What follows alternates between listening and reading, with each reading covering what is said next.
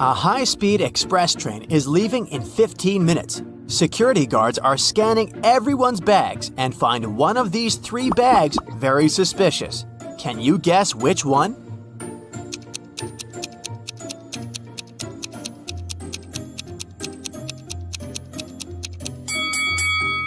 It's the second luggage. This lady has a heavy book among her things, and the title, Dictionary, has the wrong spelling. Maybe it's just a cover to hide something suspicious? The train departs. Unfortunately, this area is full of rocks, so the road is winding a lot. Only one of these routes will lead the train to the final destination. Can you guess which one?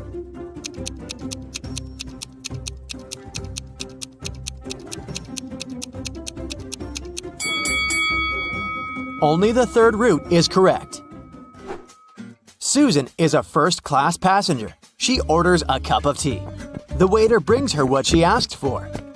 Suddenly, Susan sees a fly in her cup and gets terrified. The waiter takes her cup and goes to the kitchen.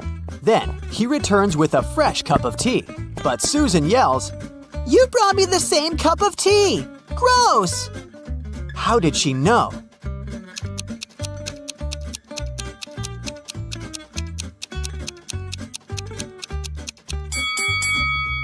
Susan already had added sugar. The tea was sweet when the waiter brought it back. Susan gets bored and takes a walk around the train. She enters a rail car with 3 passengers only, Xavier, Gerald, and Peter. One of them can't wait to meet his 2 daughters when the train arrives at the final destination. He promised to take them to the beach. Can you tell which guy it is?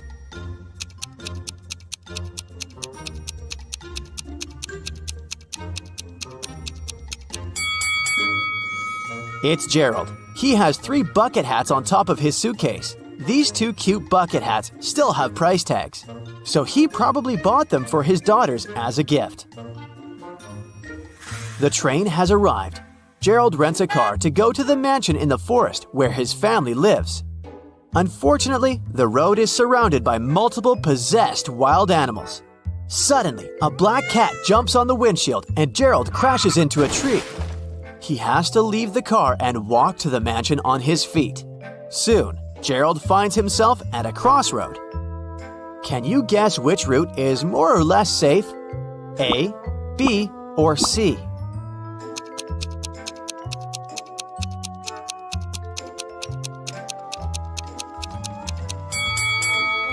All 3 routes have animal footprints. The bushes on the first route are moving even though it's not windy. This means that some animals are hiding behind them. And there's a pair of eyes shining in the dark on the third route. So Gerald will have to move quickly through the second route. It begins to rain heavily. Gerald finds a fancy mansion along the way.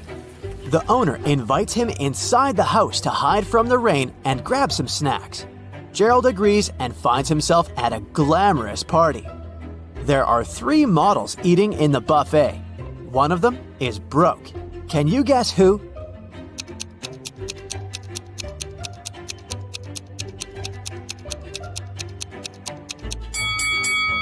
The second lady. Take a look at her bag. She hides some food for later. Gerald walks around the mansion and sees 2 roommates. One of them is a thief. Can you guess who?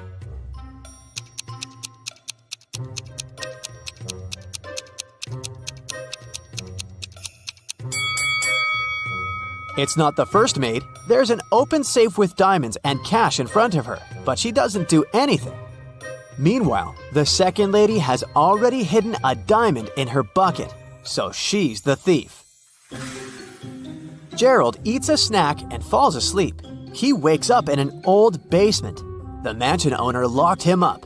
Gerald finds a sheet of paper on the floor. It says, "I'll give you a chance to get out of here. The key to the door is inside this closed bag. Try to get it." Gerald tries to rip up the bag, but the fabric is too tough.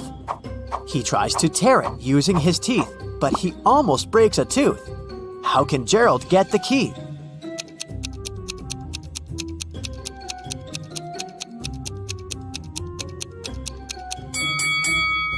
He should break a jar and use a fragment of glass to cut the bag and get the key.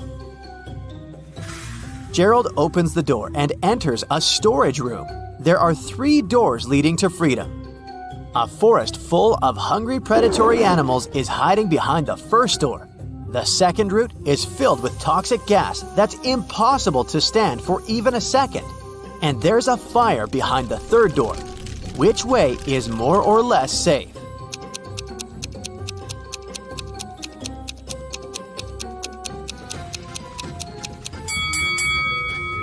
Gerald should choose the third door. There are bottles of water in the room, and the fire is rather small. Gerald can easily put it out.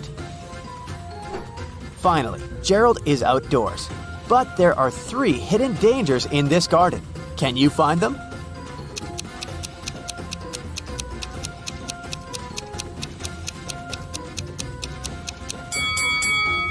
There's a crocodile in these rose bushes. A laser beam alarm system is on. And a scorpion is hiding in a tree. Gerald runs away through the forest, but something's wrong with this place. Can you spot 3 odd details?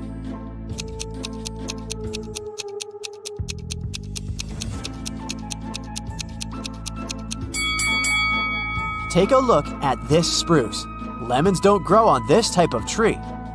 This beehive is inhabited by butterflies. Also, there are 2 moons in the sky.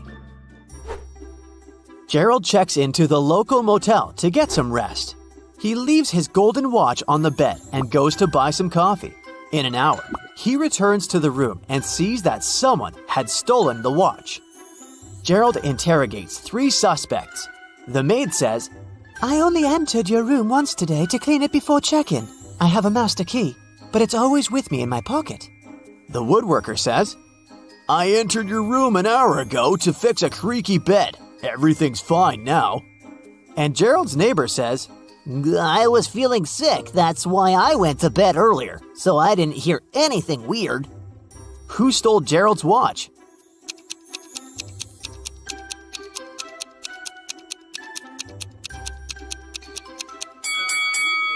Nobody. The golden watch fell under the bed. See? The next morning, Gerald goes to the motel's lobby to check out. He finds the manager, Lauren, lying unconscious on the floor. Gerald calls the police. They figure out that someone has put Lauren to sleep using an unknown substance and took all the cash. The police officer questioned 3 people who last saw Lauren conscious and healthy: Rose, Violet, and Lily. After checking out the crime scene, the officer arrests one of the witnesses. Can you guess who and why?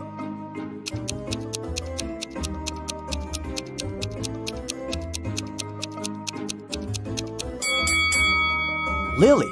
Take a look at her hair extensions. They're not distributed evenly. That's because Lauren pulled out one strand and squeezed it in her fist. She wanted to leave a clue leading to the criminal. Gerald has just come back from his long trip. He's trying to open a suitcase, but realizes that he has forgotten the 4-number code. Luckily, Gerald left a note that can help him remember the code. Can you figure out the code?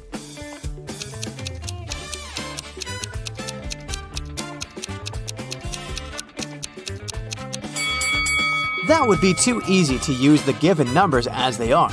To crack this mystery, we should mind the numbers of letters in each given number. So, the correct code is 5364. Finally, Gerald can keep his promise and takes his daughters to the beach. He also takes some food for a picnic. Can you guess the name of this food by emojis?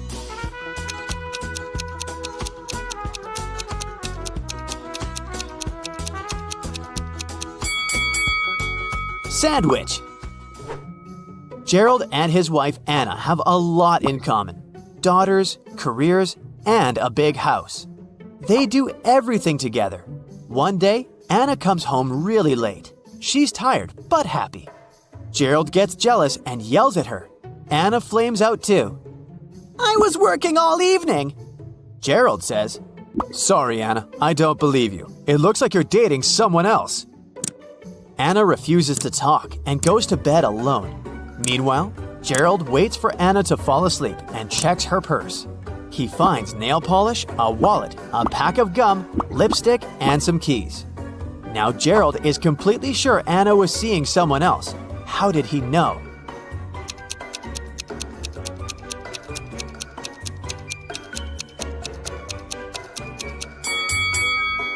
The keys are definitely not from their house. The next morning, Gerald receives an email from his boss. Can you guess the meaning of this message?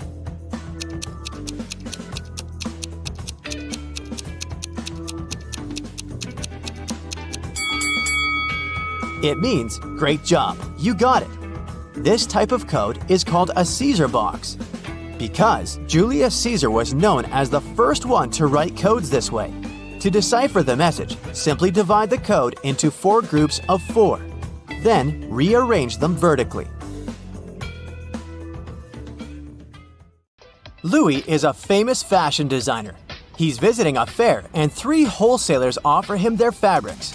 Lauren says, "My entire collection is made of natural materials. Just feel it." Olaf says, "I have the best prices, sir. You'll never find such a good deal elsewhere." And Renata says, "Since you've been my favorite client for many years, I'll offer you a big discount this time." Oh, really? Who's lying?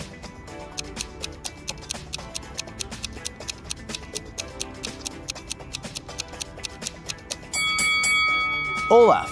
Look, Lauren also has the same floral fabric, but her price is twice lower. Louis is meeting his makeup artist Karen and 3 models that he selected for his upcoming show: Sally, Kelly, and Shelley. Hello. One of these 3 models is broke. Can you guess who?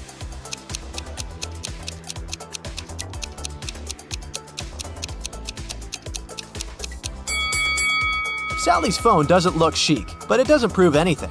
Maybe she has just crashed it and didn't have time to pay for repairs. Meanwhile, Shelley is grabbing lipstick from Karen's bag, but maybe her intention is just to freshen her makeup. But Kelly is the only one who didn't cut off the price tag on her fancy jeans. Probably to be able to return them to the store. Louis has been working hard in his studio all morning. He had just finished the last dress for his future show. Masterpiece, I'm a genius! Louis leaves it in a storage room and goes outdoors to talk on the phone. 20 minutes later, he returns and barely faints. Oh my God! Someone had torn his masterpiece. Louis questions 3 suspects. Jerry, the office manager, says, I didn't touch the dress. I was repairing our coffee machine. Karen, the makeup artist, says, I entered the storage room 30 minutes ago to take pictures of this dress and create matching makeup. It was fine. And Sandra, the cleaning lady, says, I entered the storage room with a vacuum cleaner 5 minutes ago. The dress looked torn, but I thought it was your fancy design. Who's lying?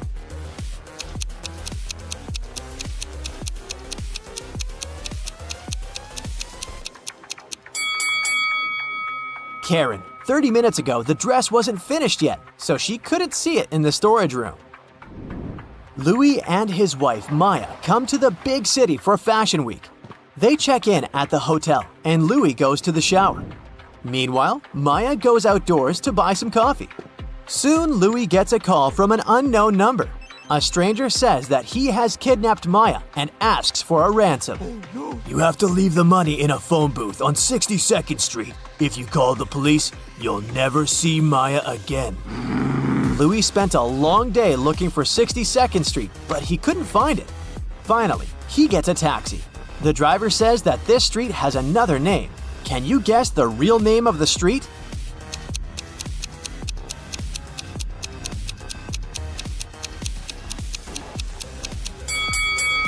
Minute Street, because this number is pronounced 60 seconds, which is literally a minute. Louis brings the money to the phone booth. There, he meets a masked criminal who doesn't say a word. He just gestures to Louis to follow him. But Louis says, Come on, Maya, it's just a prank. How did he know?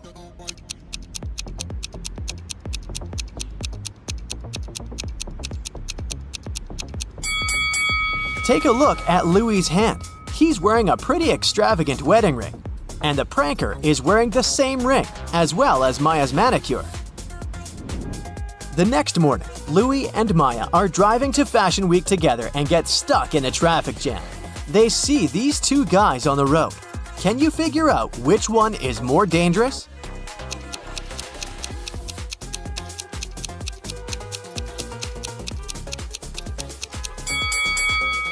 The man on the right. He's not looking at the road. Finally, the guys arrive at the Fashion Week. There's a huge crowd around the podium. Can you see a policeman?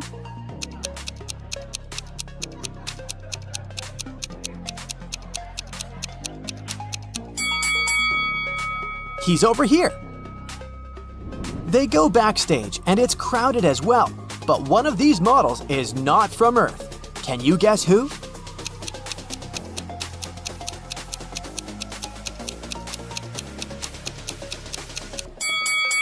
This lady who's eating hairstyling foam is definitely a stranger on this planet.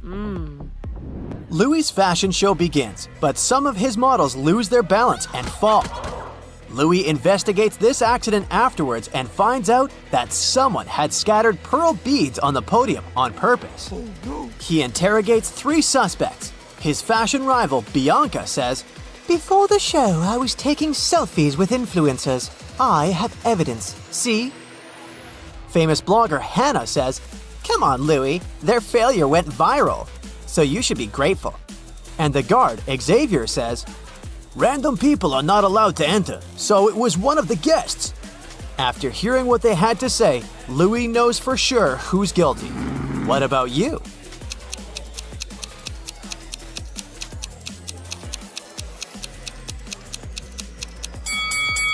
It was Bianca. Take a look at her selfies with influencers. She's wearing 3 strands of pearls, but now she only has 2.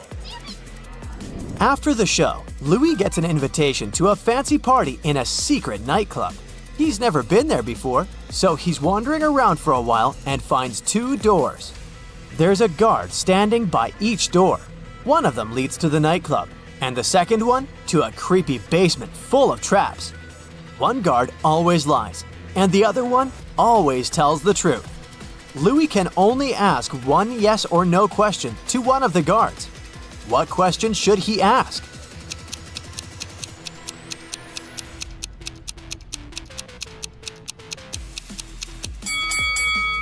Here's the right question.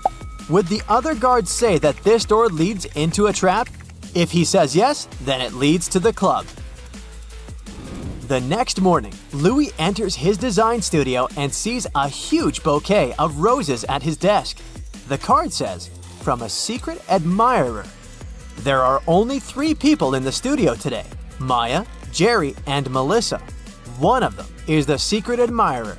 Can you guess who?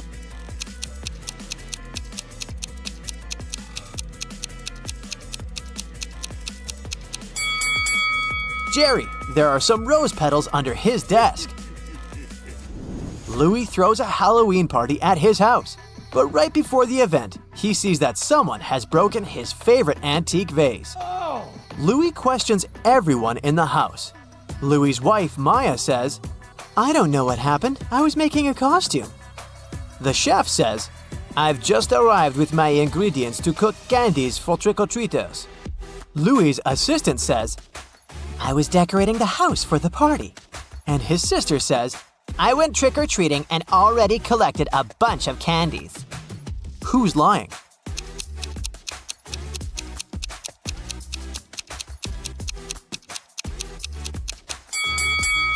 The chef. It doesn't look like he's making candies. After the party, Maya tells Louis, "I have a riddle for you. If you crack it, I'll wash all the dishes." Louis agrees. It's fun to do, but you hate knowing your parents do it too. What is it?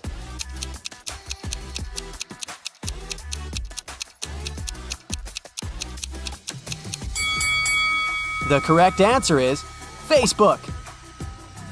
The next day, Louis wakes up inspired. He arrives at his studio to make some sketches and freaks out. Can you find 5 weird things about this place?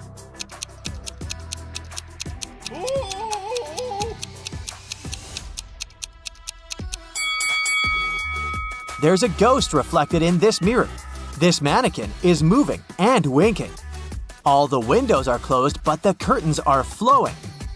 This lamp doesn't have any wires, it's just floating in the air. And the hat is decorated with rotten fish. Suddenly, Louis hears a weird sound. It's coming from the basement. He walks down there, but it's empty. Suddenly, the door slams shut. To escape, Louis needs to choose one of these 3 doors. The first path is filled with toxic gas. The second path has a bunch of bare wires, and there's a fire-breathing dragon behind the third door. Can you help Louis choose the right door?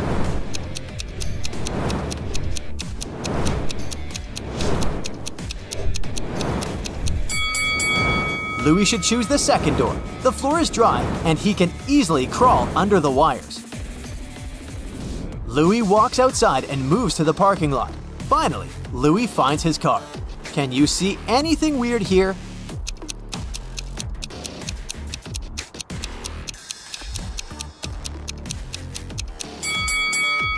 The reflection in this window doesn't match reality. Louis opens a new fashionable boutique and throws a party, but one of his guests is a thief. Can you spot who exactly?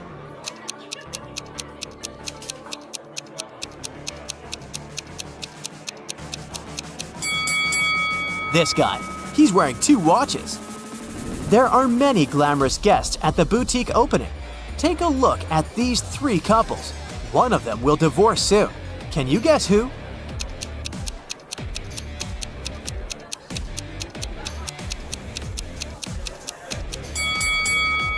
This one, she doesn't even want to touch him.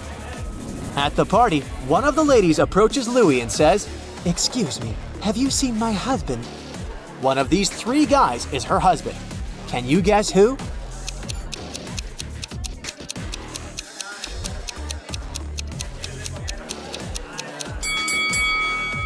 It's this guy. He's wearing red trousers, and this lady is holding his red jacket.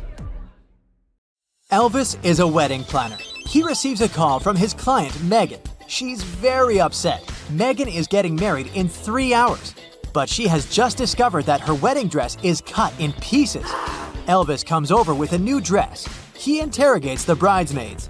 Shannon says, "I was washing Megan's clothes in the bathroom. I don't know what could have happened." Diana says, "I was hanging out with her mom in the garden. I didn't even touch the dress today." And Amy says, "I applied makeup in the dressing room, and then I went to the canteen to have a snack." Who destroyed the dress?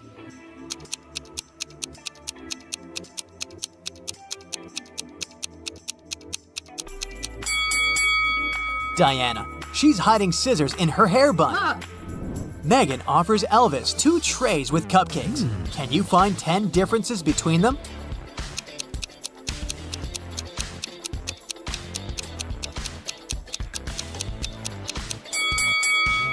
Here they are.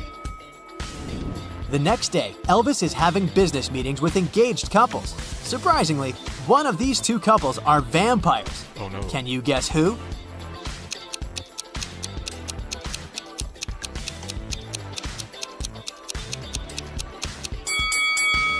It's all about the mirror. Take a look at the second couple. Their appearance doesn't match the reflection. Therefore, they're vampires. Delivery service brings a fancy bouquet to Elvis's office. It has 77 flowers, out of which all but 15 withered. Can you count how many flowers are still fresh?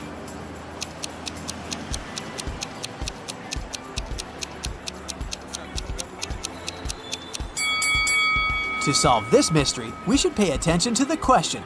The phrase, "all but 15 wither," literally means that all except 15 flowers are dry. Therefore, only 15 flowers remain fresh. Elvis shows 2 variants of flower decoration to his clients, William and Tiffany. This couple is very picky. They want their wedding to be perfect. Tiffany says, "But they're identical."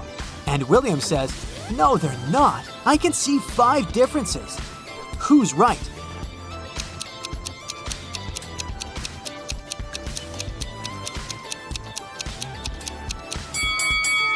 Nobody. In fact, There are 10 differences between these two images. After that, Elvis shows William and Tiffany 4 wedding cake samples. Unfortunately, they didn't warn him about their allergies. Tiffany is allergic to strawberries, while William can't stand chocolate. Can you guess which cake they would choose?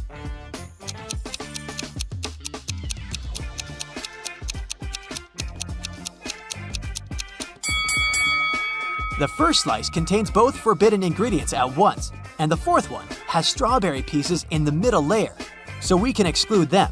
The third cake looks nice, but it still has a chocolate bottom. Only the second cake looks like a completely safe option. Then Elvis asks Tiffany, "What kind of wedding bouquet would you like?" Tiffany replies, In my dream bouquet, all flowers but 2 should be lilies, all but 2 tulips, and all but 2 roses. Can you help Elvis count the total number of flowers in this bouquet?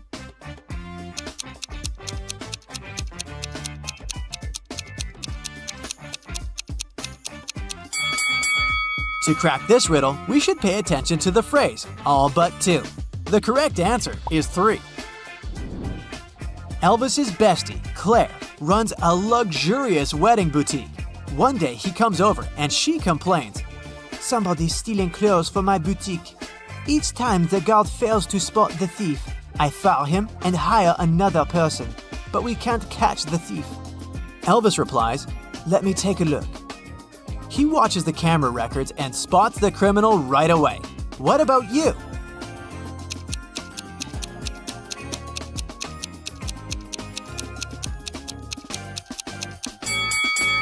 It's this lady. She cut off the labels. Elvis is visiting a small private jewelry shop to make engravings for his clients' wedding rings. But unfortunately, the door is locked and nobody answers his calls. There's a combination lock on the door. Can you help Elvis figure out the letter code to open it?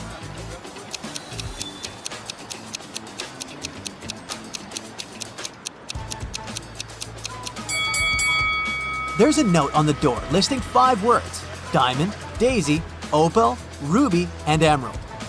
One word is different from all the others. The correct password is daisy because all the other words are gemstones. Elvis enters the shop and looks around. Suddenly, he sees this wedding picture and freaks out. One of these persons is a werewolf. Can you guess who?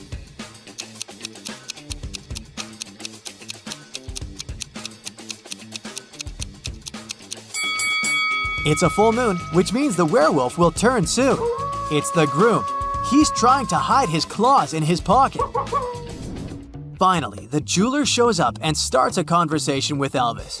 Suddenly, a huge stone breaks the shop window. It seems like someone did it on purpose. They call the police and interrogate 3 people nearby. Paul says, "I was jogging around the block and I didn't hear anything in my headphones." Emma says, "I live above your shop on the 4th floor. I was washing my window and suddenly I heard a terrible sound." And Frank says, "I was walking my dog nearby. I didn't look at your shop. I was too busy taking selfies with my pet." Elvis figures out a liar right away. What about you?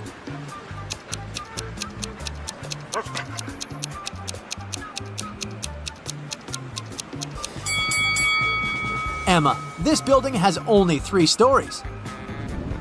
The jeweler offers Elvis a game. There are 3 doors leading to a secret room with rare diamonds. If you manage to get there alive, they're yours. But each way has hidden dangers. A hungry mountain lion guards the first passage. There's an aquarium with hungry piranhas behind the second door. And the third passage is filled with venomous scorpions. Which way is more or less safe?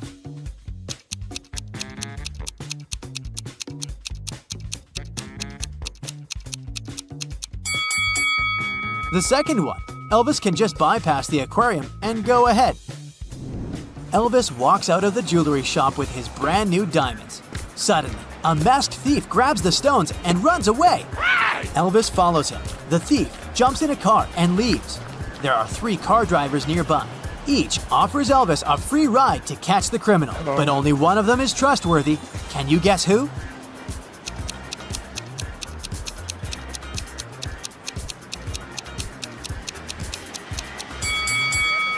The The first guy's face is hanging on this wall. He's a runaway criminal. And the third guy's car lacks a wheel. Therefore, Elvis should pick the second driver. The thief parks his car near the local museum and hides inside the building. Elvis follows him and enters the main hallway. There are so many visitors here. Looks like the thief changed his outfit. Can you spot him?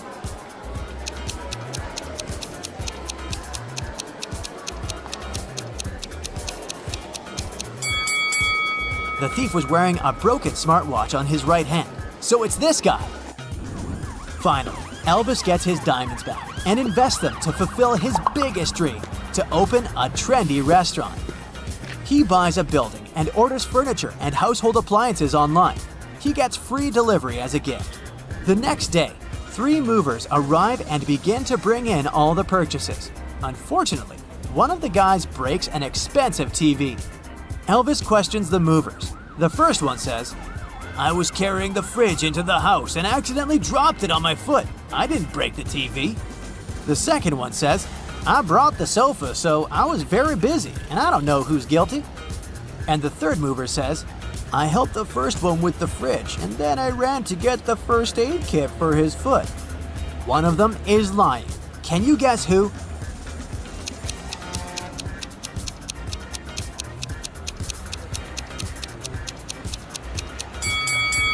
The second guy said that he brought the sofa by himself, but it's too heavy for one person.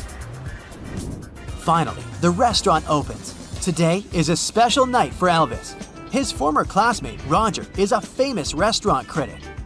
He comes over to check out this place. The evening goes perfectly, but the next day, Roger publishes a terrible review. "Stay away from this dump. It was the worst cake in my life." Elvis is confused. The waiter did everything perfectly. The barista made great drinks, and the chef made 3 perfect meals: soup, steak, and salad. Can you guess what happened here?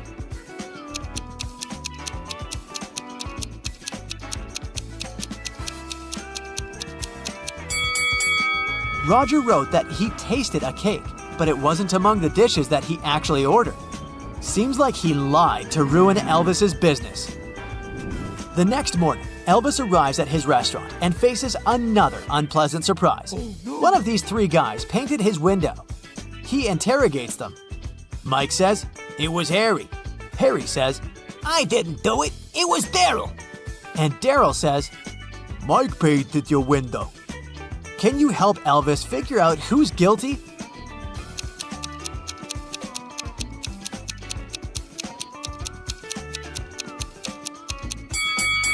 Daryl has spray paint in his backpack, but only Harry's hands are stained. He must have messed up Elvis's window and then framed Daryl.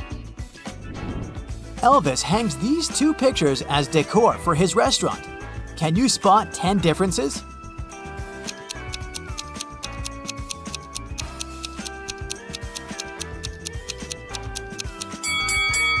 Here you go. Hey, Brightsiders! Good news! I've got a new brain workout for you. Let's see how alert and attentive you are today. First, some warm-up. Look at this image attentively and try to spot a teddy bear.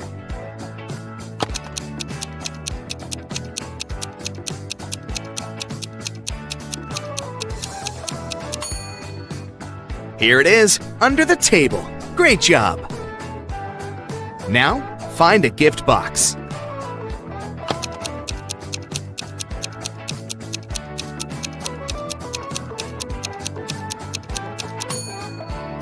It was tough. Here it is, all the way up there.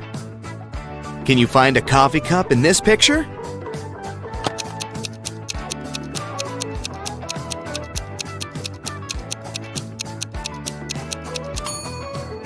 Oh, wow! Who would have thought? I didn't notice it. And you? Look at this picture attentively. According to his message, this guy seems to be missing his girlfriend. But can you figure out if he's cheating?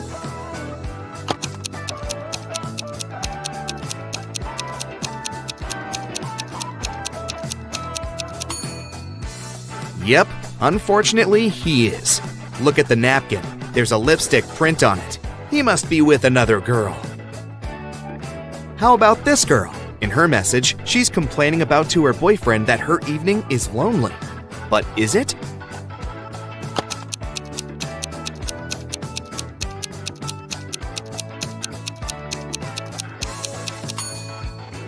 Pay attention to the shower. There's some guy in there.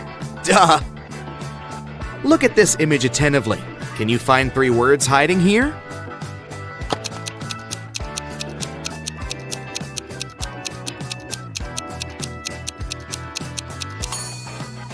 Here they are: ring, love, and rose. Now look at this robber. He seems to be in a museum, examining priceless exhibits. Can you figure out which one he's going to steal?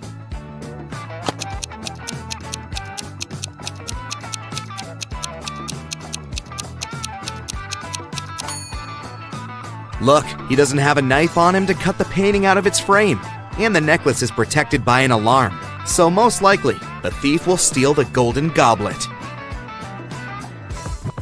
You're on a camping trip with your friends. While they're putting up a tent in the middle of the forest, you decide to wander around and pick up some firewood.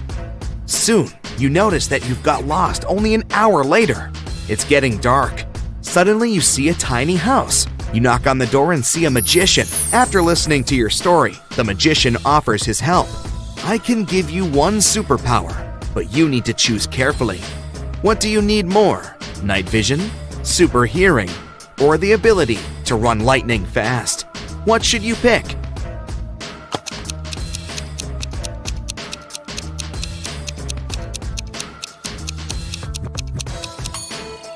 Being able to run very fast won't help you because you don't know where to run. Night vision will be useless because trees will prevent you from seeing your friends. Pick super hearing. It'll help you hear your friends calling you. They must be looking for you. Laura had always dreamed of having a dog.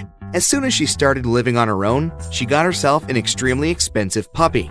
Once, she had to go on a business trip. She asked Sarah, her housekeeper, Annabelle, her cook, and Phoebe, her sister, to look after the pet.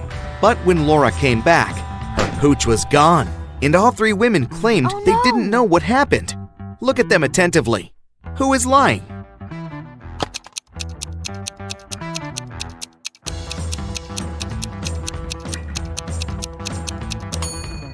It's the cook. See? It's the puppy's collar in her pocket. Once, a man came to a police station. He said that he had been robbed on his way to the bank. He was carrying a briefcase with a big sum of money when a man who was wearing a black mask and gloves attacked him. The robber snatched the briefcase and ran away. The police officer listened to the man and asked him about a fresh cut on his right cheek. The man replied that it was from a silver ring the criminal had been wearing. After these words, the policeman immediately knew the man was lying. How did he realize that? Are you as attentive as the police officer to figure it out?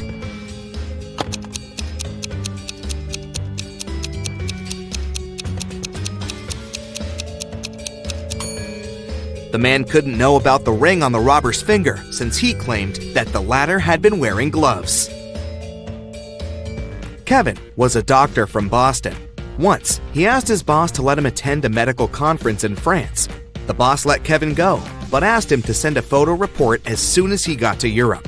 Several days later, the man received an email from Kevin that said, "Hello from France. That's me right now." After looking at the photo, the boss realized Kevin had lied to him. How did he figure it out?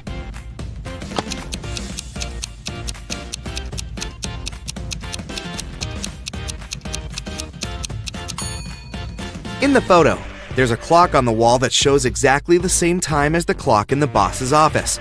If Kevin was in Paris, the clock would show a big time difference. One guy snuck into a fruit store and wanted to steal some fruit. He took 4 bananas, 2 apples, a watermelon, and a pineapple. But suddenly, someone grabbed his hand. It was the store owner. He said, "I'll let you go if you solve my riddle. A pineapple and an apple cost $18. 3 apples cost $15. Half a watermelon and 2 bananas cost $12. So, how much do 4 bananas, a watermelon, 2 apples, and a pineapple cost?"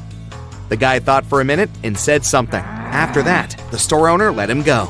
What answer did the guy give?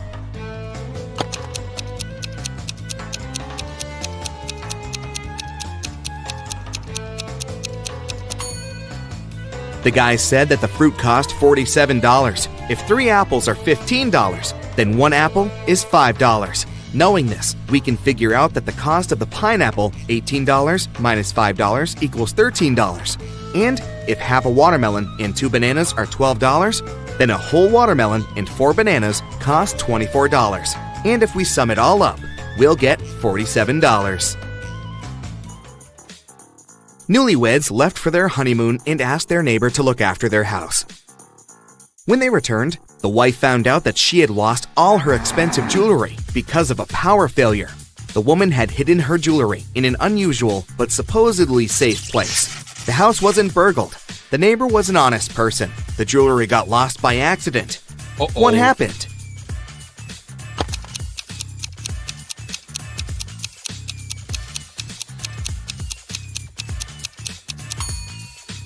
The wife had hid her jewelry in the freezer, in a bag with frozen food. After the power failure, all the food went bad. The kind-hearted neighbor decided to help and threw away all the bad food, together with the jewelry. Oliver was on his way to another city. It was late evening, and at some moment, the man felt tired and sleepy. He immediately stopped at the nearest hotel and went inside. While the receptionist was looking for an available room, Oliver saw a breakfast flyer with mouth-watering eggs on it. "Excuse me, could I have 4 fried eggs right now?" The receptionist wasn't sure about that. "Our cook bought 8 eggs in the morning. He broke 3 and fried 3. So, were there enough eggs left for Oliver?"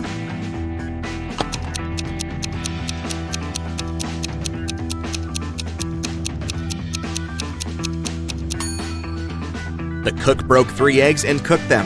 It leaves us with 5 extra eggs, which should be more than enough for Oliver. The police arrived in response to Mrs. White's call. Someone had broken into her house and stolen a jewelry box. One of the police officers noticed that the lock hadn't been picked. He asked Mrs. White if she had given her key to anyone. She said, "I left the city for a few days and asked some of my neighbors to take care of my cats. I gave them my key." The police questioned the neighbors. Kate told them she had come every day to take care of the cats. Mark said he had come to water Mrs. White's plants. And Mary told the officers that she had come to borrow a blender from Mrs. White. She added that she often did it, and her neighbor knew about it. Can you figure out who was lying?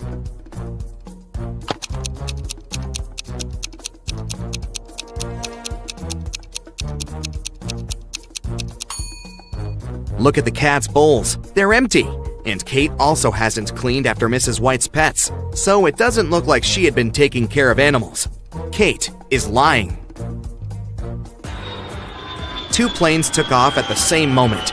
They both had to fly across the Atlantic, but one plane departed from New York and headed for Paris, and the other left Paris and flew to New York.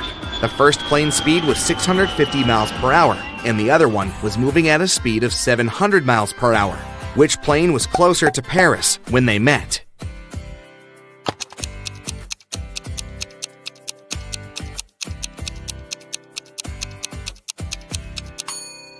They were both the same distance from Paris, since they met in the same place.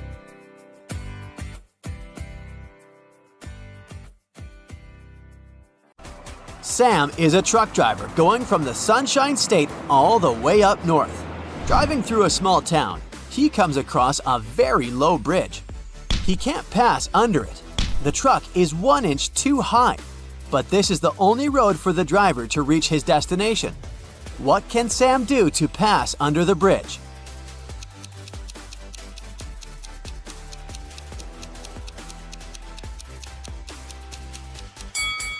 He can let some air out of the truck tires so that the truck can reach the exact height it needs to go under the bridge. Genius!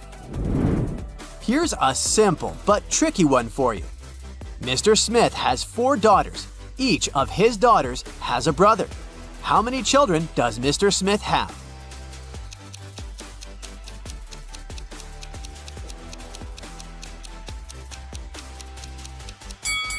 He has 5 children. Duh! All of the daughters have the same brother.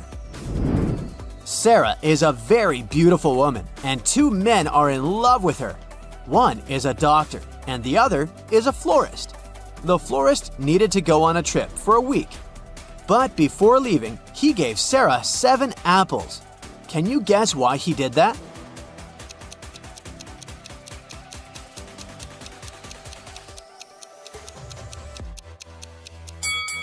I guess he believed in that popular saying, an apple a day keeps the doctor away. There are 3 women trying on clothes in a department store. Take a look at this image and try to guess which of them is a teacher.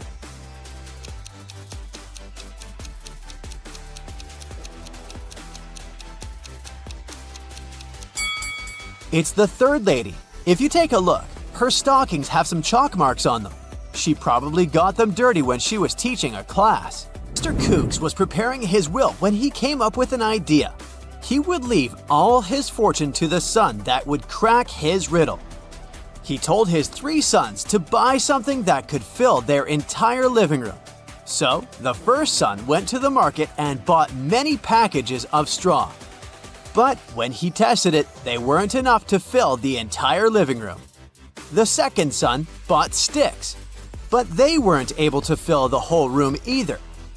The third son bought 2 items that finally filled the room. Can you guess what they were?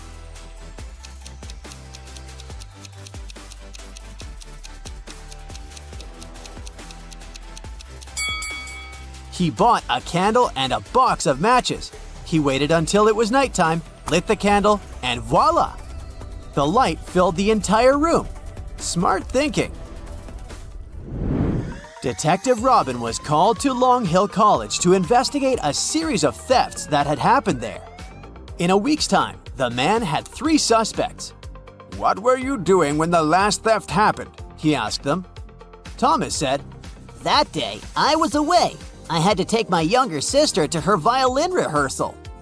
Judy said, "I spent that day at the library, getting ready for the midterm tests." Robert said, "I was also at the library, studying Spanish. I'm going to Brazil in the summer, so I'm trying to catch up on the language." The detective immediately knew who was lying. Can you tell who it was?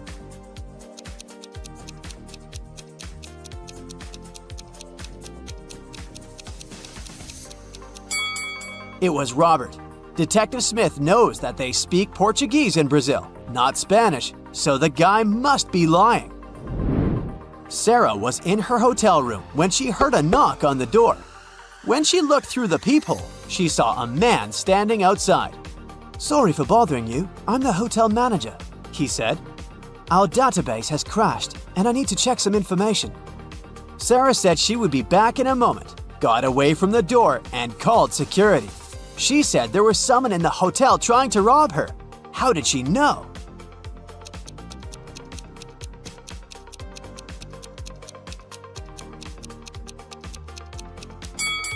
Look at the man's name tag. It's a female name. He is surely not the real hotel manager. When Anna got to school, she noticed that her friend Joan was very upset. It was just the beginning of the day, but someone had already stolen her backpack. Anna started her own investigation. Jenna from the robotics lab said she had been fixing a robot that morning. Kate from the cheerleading squad had just begun her practice. And James said he had spent 3 hours trying to solve math problems and was exhausted. Anna knew right away who had taken the backpack. Can you figure it out?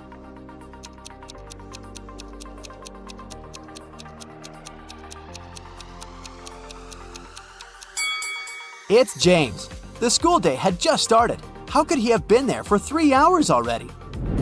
At a party, there were 9 candies in a box. 9 people took 9 candies, but 1 candy was still in the box.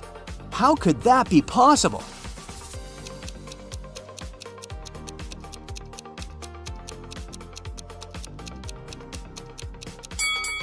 It's pretty simple.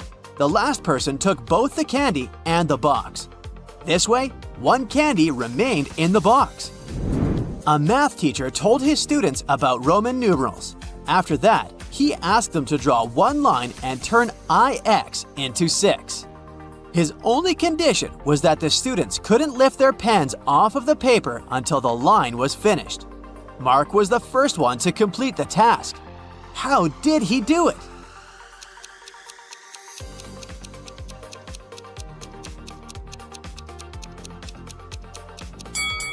He drew the letter S in front of IX and got this: 6. Smarty pants, huh? Rachel was at her office when security called, saying a robber had gotten into the building. At that moment, he was trying to escape. The woman ran towards the elevators to evacuate the building, but 2 elevators arrived on her floor at the same time. In both of them, there were men that looked suspicious and could be the robber. How can Rachel figure out which elevator to take?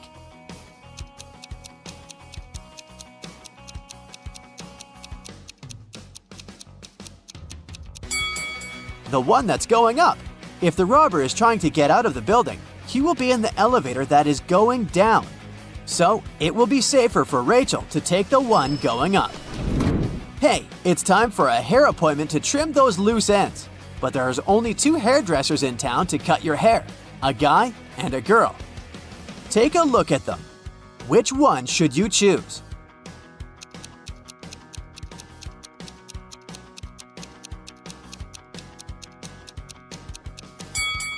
The girl, of course. If there are only 2 hairdressers in town, that means that they cut each other's hair.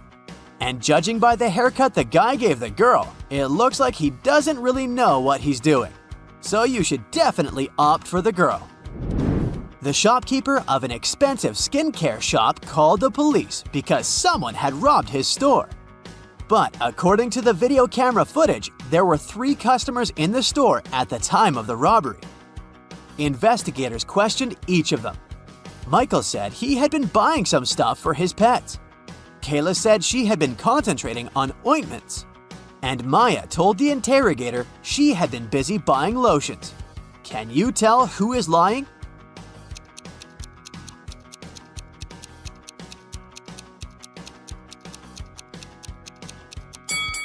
Michael is the culprit. The skincare store doesn't sell pet products. Duh! On a rainy day, Miranda decided to work from home. At one point, she went to the bathroom, and when she got back, she noticed that her cell phone and money had been stolen from her own house during the day. There were 3 people inside the house at that time. Her sister Beth claimed it wasn't her. "I was still asleep at that time because I'd had a late night." Her other sister Anna said that she'd been taking a stroll in the garden when it happened. "I was watching the night-scented orchid bloom." And lastly, there was Josh, Miranda's boyfriend. "I just got home by lunchtime," he said. Which of these 3 suspects stole Miranda's money and cell phone?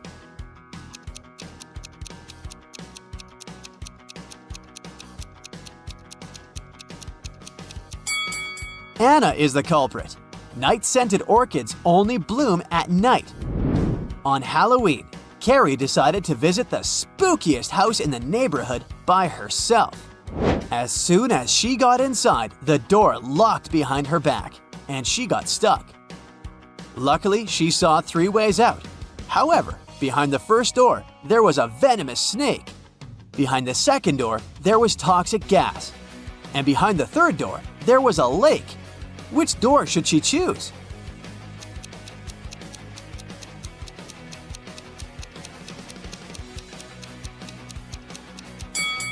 The last door. It's just a lake. She can swim across it. You need to take 2 apples from your garden and bring them to your friend. But she lives on the other bank of the river. To get to her house, you need to cross a bridge. It can hold your weight and the weight of 1 apple.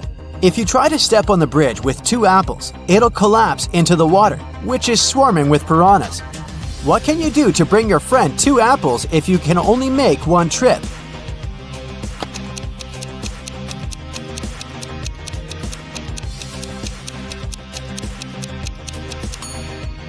You should cross the bridge while juggling the apples.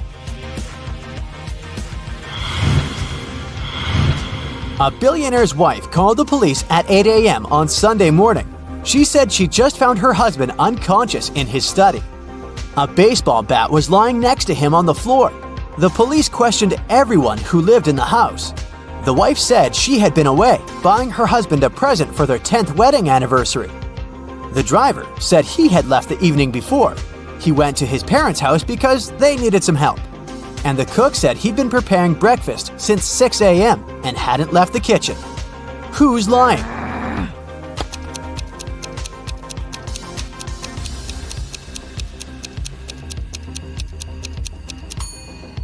The wife. Stores aren't likely to be open so early on Sunday morning. Olivia was visiting her friend Ava, who lived in another city. In Ava's house, there was one room that was always locked, and Olivia wasn't allowed to enter that room. But she knew Ava kept the key for that room in her desk drawer. And one day, while her friend was away, Olivia took the key and unlocked the room. It was dark inside, so Olivia switched on the light. In the middle of the room, there was a table with a book lying on it. Suddenly, Olivia heard the front door open. She quickly switched off the light, locked the room, put the key back into the drawer, and pretended to be watching TV.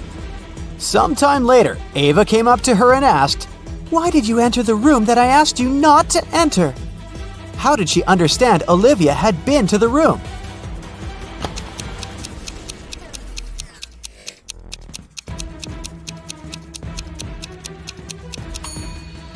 Ava touched the light bulb, and it was hot.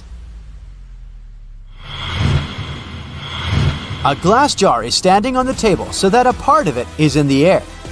In half an hour, the jar will fall to the floor. Why? What's inside the jar?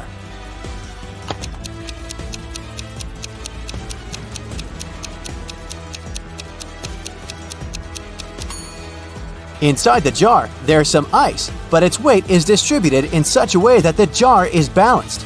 Once the ice melts and turns into water, the jar will fall. Susan worked in a clothing store that sold expensive designer items. One day, she discovered that someone had stolen a pair of pants. Look at the people who were inside at that time. Try to figure out who the thief is.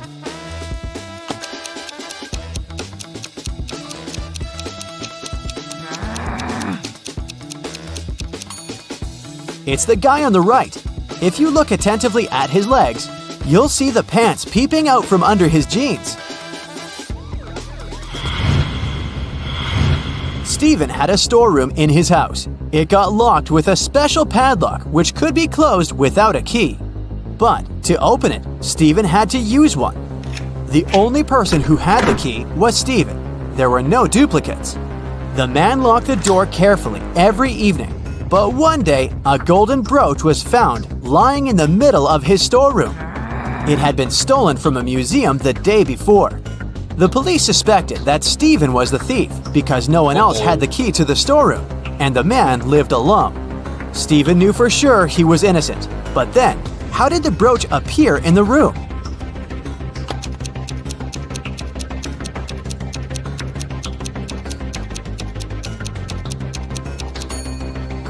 Stephen was obviously framed.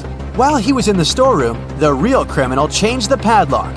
Stephen didn't need the key to lock it. That's why he didn't realize the padlock had been changed. Later, the thief opened the lock with his own key and left the brooch inside the room. Uh-oh, something's gone terribly wrong here. Can you solve this case and figure out which food is poisonous?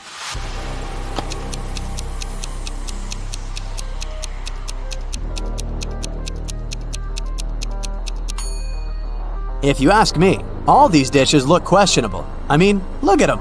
Spiders, strange green fumes, roaches. But the dish that caused food poisoning is actually these French fries. See those flies around the plate? They don't seem to be alive. That green sauce on top of the fries must be the poison. Now, I have a tricky question for you. When are 1,893 and 2,548 smaller than 498?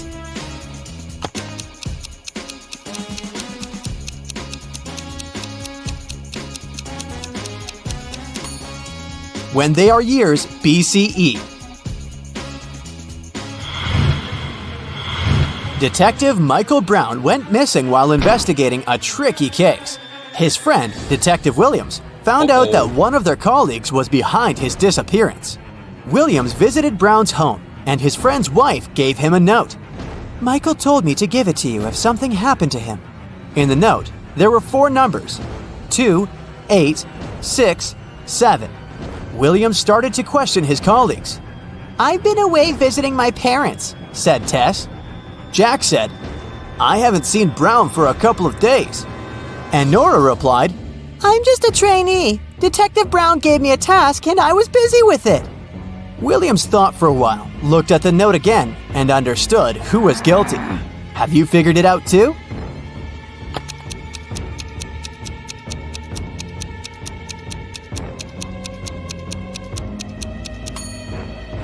It was Tess.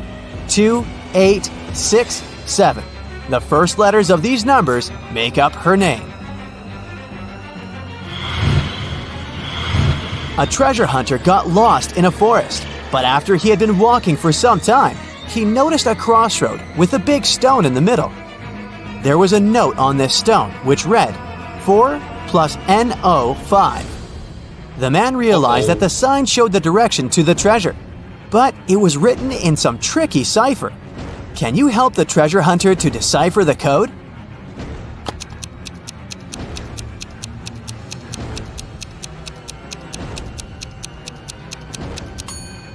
The man should turn the note upside down. Then it will read south. That's where the treasure is. When Elizabeth was 2 years old, her sister was twice her age. Now, Elizabeth is 18. How old is her sister?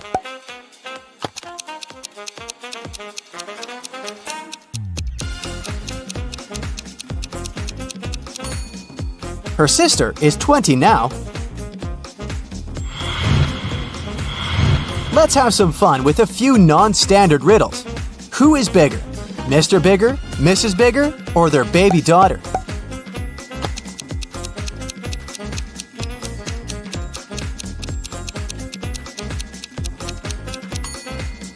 Their daughter, because she's a little bigger. Neat, right? Why do birds fly south in the winter?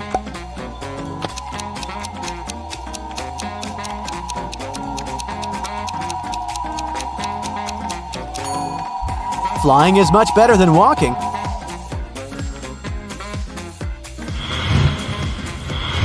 What do you get after you crossbreed a radio and a fridge?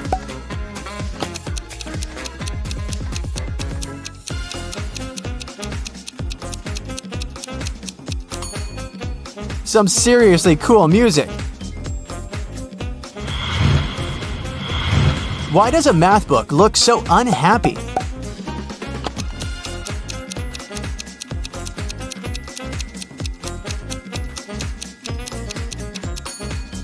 Its problems are rarely solved. What is the easiest way to double your money?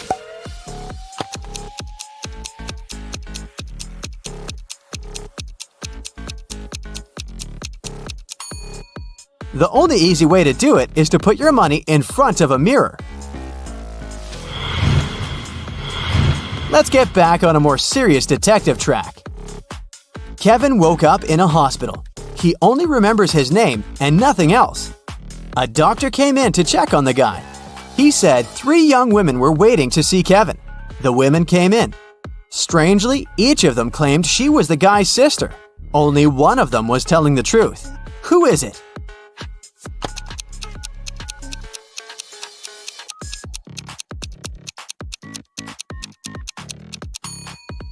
It's the one in the middle. She has a birthmark on her hand, and Kevin has a similar one. Megan invited her friends to a restaurant to celebrate her birthday. They had a lot of fun. Megan got the best birthday present ever. Her friends gave her a ring with a large diamond. But suddenly, the room plunged into darkness. After several minutes, the lights came back on, but Megan's ring was gone. Look at the image attentively and try to figure out who stole it.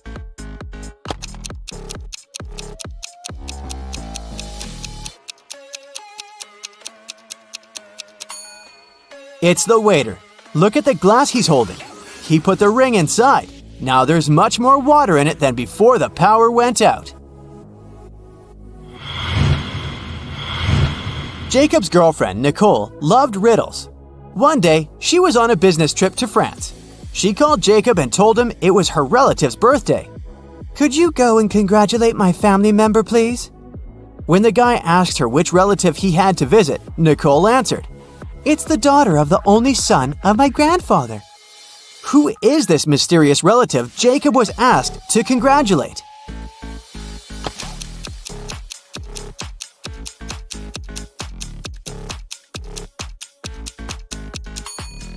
It's Nicole's sister.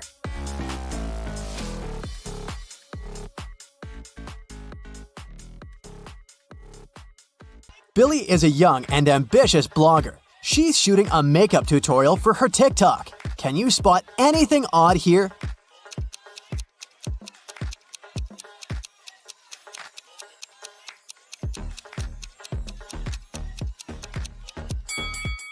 The mirror in the background should reflect her back, not her front part. Billy gets an invitation to visit a meetup for famous influencers. This party is epic. Good music, delicious food, and beautiful people. Moreover, every VIP guest gets a bag full of expensive gifts. Suddenly, Billy sees Sebastian.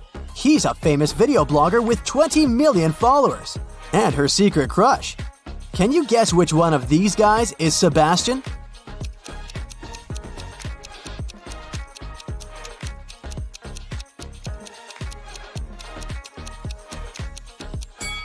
The first guy looks pretty chic, but he has a fake bag, so it's unlikely that he's an influencer. Let's take a look at the remaining two guys. Sebastian has millions of followers. Therefore, he's 100% a VIP guest. Only the third guy carries the gift bag, so he's Sebastian. Billy and Sebastian fall in love, but they want to keep it a secret. That's why they spend a romantic weekend in a forest cabin away from the paparazzi. But unfortunately, someone leaked their picture, and now all the tabloids discuss their secret date. Only 3 people knew about this trip. Billy questions them. Harry, the driver, says, "I brought you to the cabin on Saturday and picked you up on Sunday, just like you asked. I didn't tell anyone because I signed a non-disclosure agreement." Billy's assistant, Amy, says, "I booked the cabin under my own name so that no one would figure out that you're hosting celebrities." And Sebastian's sister, Bianca, says, "I didn't tell anyone about your date. I was feeling sick. I had to stay home alone because my daughters were at school." Who's lying?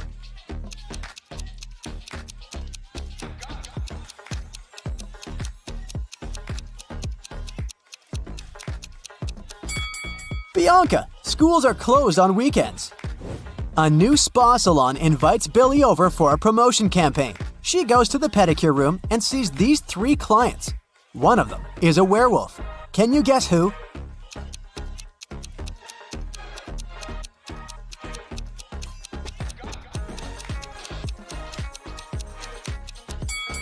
It's the second lady. Take a look at her feet.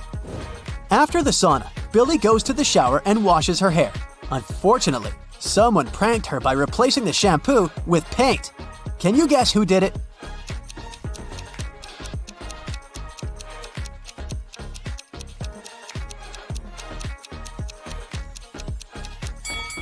The lady on the right is guilty. There's paint on her hand.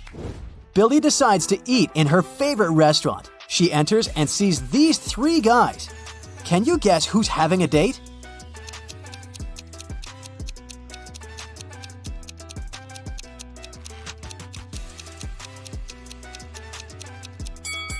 It looks like the first guy is having a romantic dinner with his book.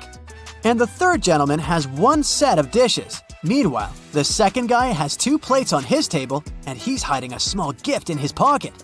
So he's the only one who's waiting for his date. Sebastian invites Billy to a family dinner to introduce her to his mother, Prudence. They arrive and find her in the middle of a quarrel with the police. Prudence claims that her housemaid stole her antique pearl necklace, but the housemaid denies everything. Who's lying?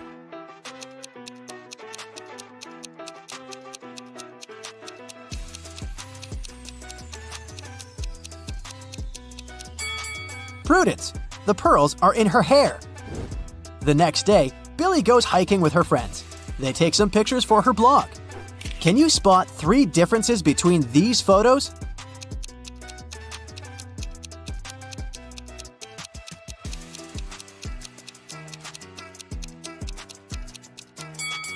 Over here. What about these 2 pictures? Can you find 5 differences?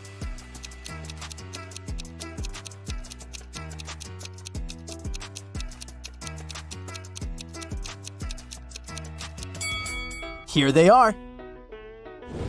Billy meets her old friends. They haven't seen each other for 5 years. Billy has to make a quick phone call, and she walks outside. In a couple of minutes, she comes back and sees her friend Luna lying unconscious on the bathroom floor. There's a weird mark on her cheek. The waitress says that it looks like a vampire's bite.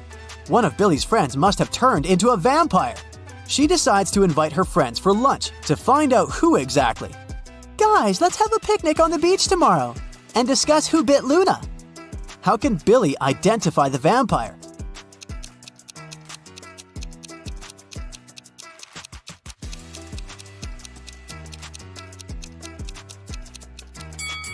Billy should invite her friends to the beach. The one who would refuse to go there must be a vampire. Billy throws a birthday party at her house. She only eats plants. That's why she hires the most trendy cook to prepare a classy vegetarian dinner. The party goes great. Everyone has fun. The next day, Billy finds out that someone had replaced salt and sugar in her kitchen jars. Billy questions 4 suspects. The cook says, "Miss, I wouldn't have become a celebrity chef if I wasted my time on silly pranks." Dan says, "I gorged myself on chicken nuggets at the very beginning of the party, and then I stayed away from the kitchen and the food." Emma says, "I think I saw someone rummaging through the kitchen when I was swimming in the pool." And Sebastian says, "That wasn't me, but you should check everyone's phones. The prankster probably filmed everything." Who's lying?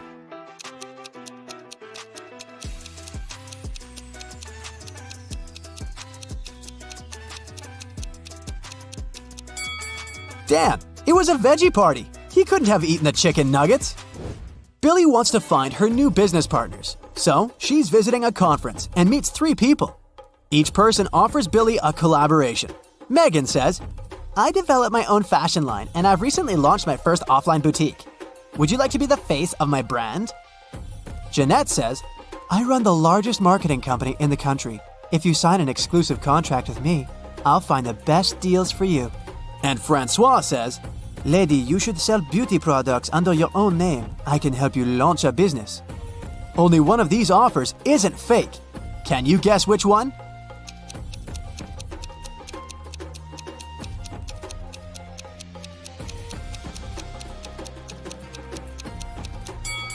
Take a closer look at Francois. He has stolen someone else's badge, so he's an imposter. And Jeanette is wearing a waitress uniform under her fancy jacket. It's unlikely that she's a company owner, so Billy should trust Megan. The next week, Megan invites Billy to a photo shoot. Billy arrives at the studio, but the door is locked. She needs to enter a 5-number code. Her phone battery has discharged, and unfortunately, she doesn't remember the code by heart. Do you have any clue what it might be?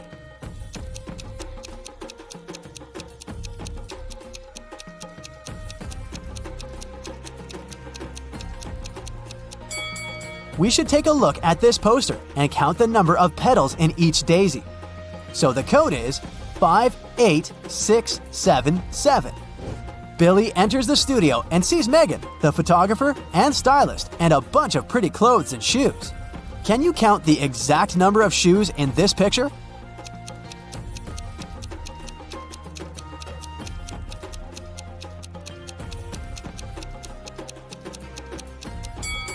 The correct answer is 13. 4 people are wearing 8 shoes, plus 5 more are scattered around the studio. The photo shoot is about to begin, but suddenly the lights turn off for 30 seconds. When the power is back again, Billy finds out that her smartwatch is missing. She questions 3 suspects. The stylist says, "I was cleaning my makeup sponge when the lights turned off. I didn't move from my place." The photographer says, "I have my own smartwatch. Why would I need yours?" And Megan says, Come on, you're a famous influencer. Why would I ruin my own reputation? Who's lying?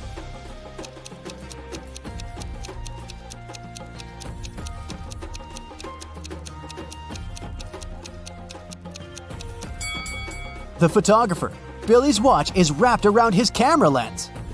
After work, Billy meets Sebastian in their favorite restaurant. They ask the waiter to take their picture. He takes 2. Can you spot 10 differences between them?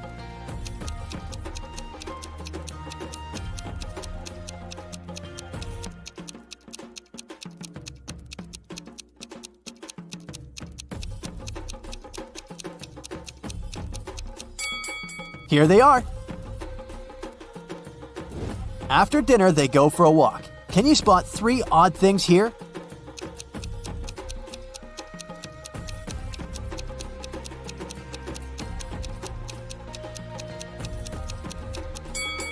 Fish swim on the surface of this window.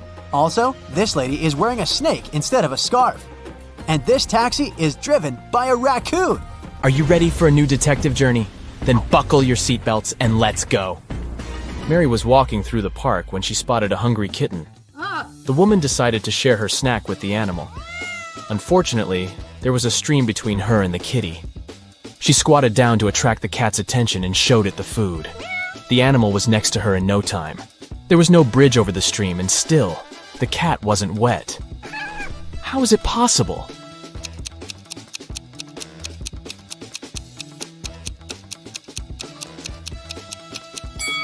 It happened in the winter and the stream was frozen.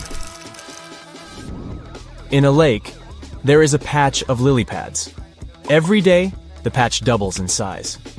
If it takes 48 days for the patch to cover the entire lake, how long will it take for the patch to cover half the lake?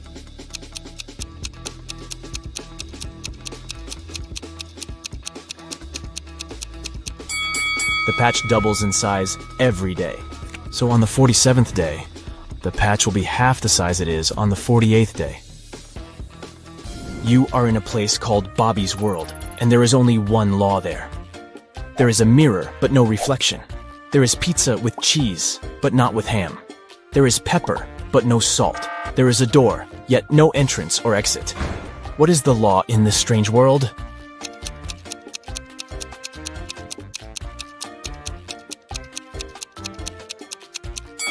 Everything in Bobby's World must contain double letters in its name. Kenneth was hungry. Oh my God! He found a nice diner that served burgers and bought one. After a waiter brought him his order, Kenneth went to the bathroom to wash his hands. But when he came back, his burger was gone. The guy looked around the diner and understood who had taken his lunch. Can you figure it out?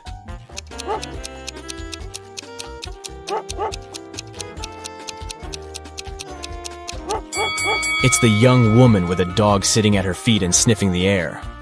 If she was just drinking coffee, which is what she's pretending to do, the dog wouldn't be so interested in her. Look at these 2 guys. One is big and burly, and the other is short and thin. They're in a cafe, drinking identical drinks. The shorter one gulps his drink down in one go and leaves. The other man sips his drink slowly. Then he falls to the floor and is taken to a hospital. Can you explain why it happened if they had the same drinks?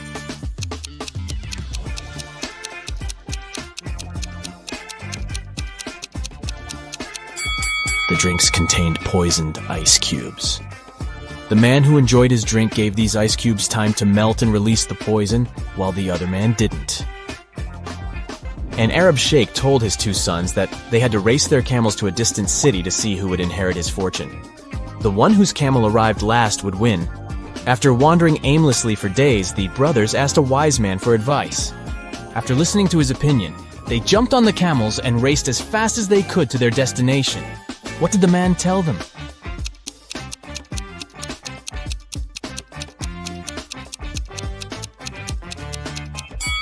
The wise man told them to switch their camels. Look at these 2 guys. They're wearing similar clothes. Yeah. Both holding coffee cups. And in general, seem to be perfectly okay. But one of them is a werewolf in disguise. Which one?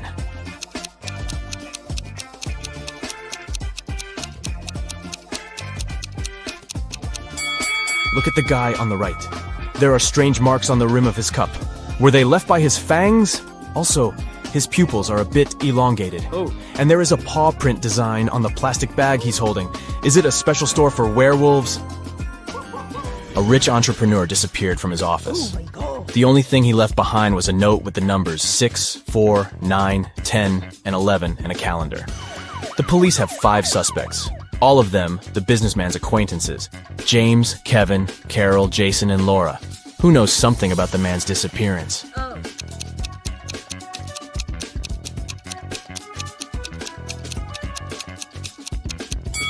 Jason. The numbers mean months of the year, and the first letters of these months make up his name, Jason. A furious traveler at the airport claimed the contents of his baggage had disappeared. When I got my suitcase, it was empty. I want you to compensate for what I've lost. After checking the passenger's info, airport security found out that he had indeed left London with a heavy suitcase, and now his bag was empty and a bit wet. The whole situation was suspicious. Can you figure out what happened?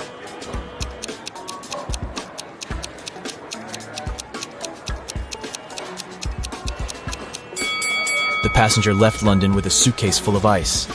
During the flight, the ice melted, and the man demanded compensation for the lost belongings. Matthew bought a new smartphone and a phone case. He paid $510. The gadget cost $500 more than the case. How much did Matthew pay for the phone?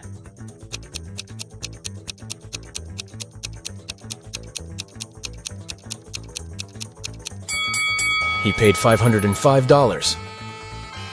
Last night, on a full moon, several people disappeared in the city. Locals believe that the kidnapper was a werewolf, and you are invited to investigate this case. There are 3 suspects, Jack, Levi, and Luke, but all of them have alibis. Jack was walking with his girlfriend near the river. Levi was choosing a silver ring for himself in the mall. And Luke, who is a museum guard, had a night shift at work. Which guy is guilty?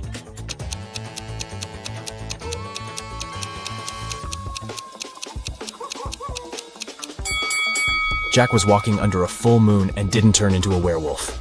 Levi wasn't afraid to put on silver rings. The werewolf and potential kidnapper is Luke.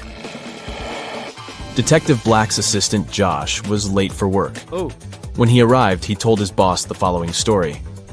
I was driving along the highway when I saw an unconscious man lying on the left side of the road.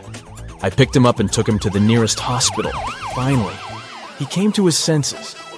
He told me he had been pushed out of a moving vehicle, but the bag with all his money and documents was left inside. Strangely, Detective Black told Josh that the man had lied to him. How did he figure it out?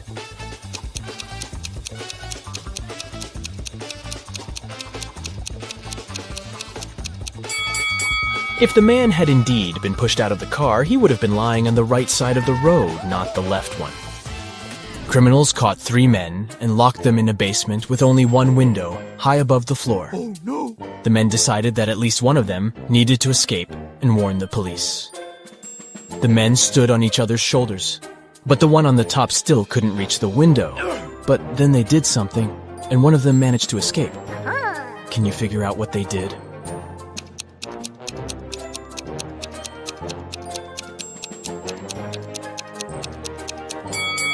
The tallest of them climbed on the top, and since, proportionally, this man also had longer arms, he managed to reach the window.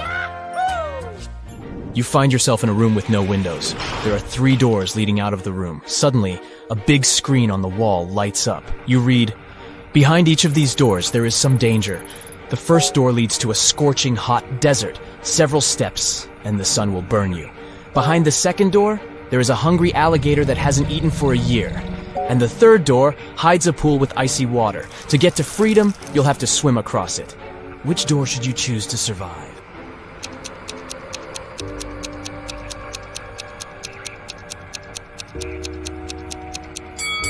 Alligators can indeed go without food for up to 3 years, which means that the creature behind the second door is hungry and dangerous. Freezing water can cause cold shock in an unprepared swimmer. That's why you should choose the first door. You just need to wait for the sun to go down and walk through the desert. Oh, yes.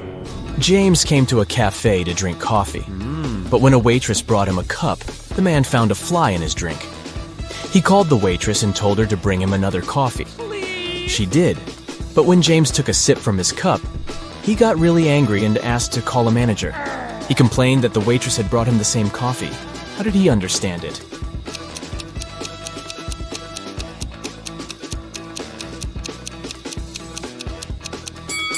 The new coffee was already sweet because James had already put sugar in his first cup before finding the fly. Helen and Dylan go to the movies. Can you spot anything odd in this place?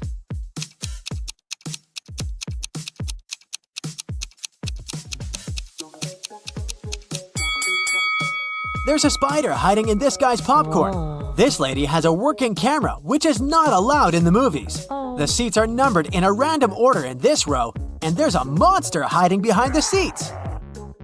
Can you spot a criminal among these two truck drivers?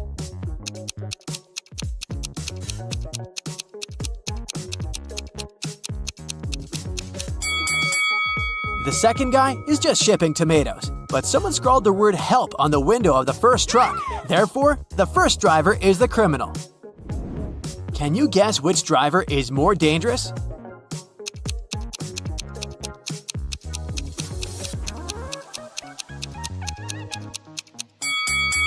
The second one. Who uses such weird decor for his car? Breaking news! Someone stole exclusive diamond shoes from the local museum. Many people visited the exhibition that day, but the criminal had left no clue. The police arrive at the crime scene. Detective Smith checks the camera records and spots the thief right away. What about you?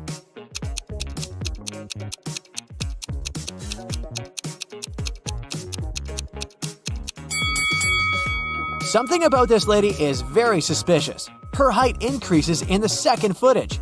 This probably means that she's wearing the stolen diamond shoes. Kelly throws a pajama party, but one of her guests is a criminal. Can you guess who?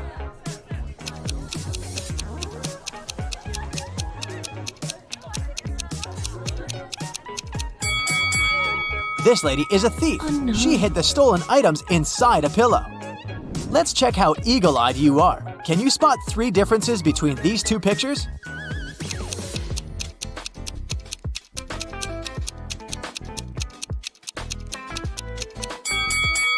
Here they are. Yes! What about these pictures? Are they identical?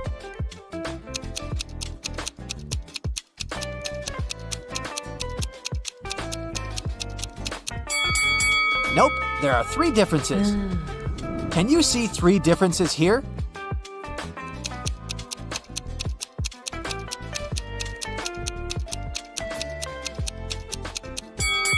Here they are.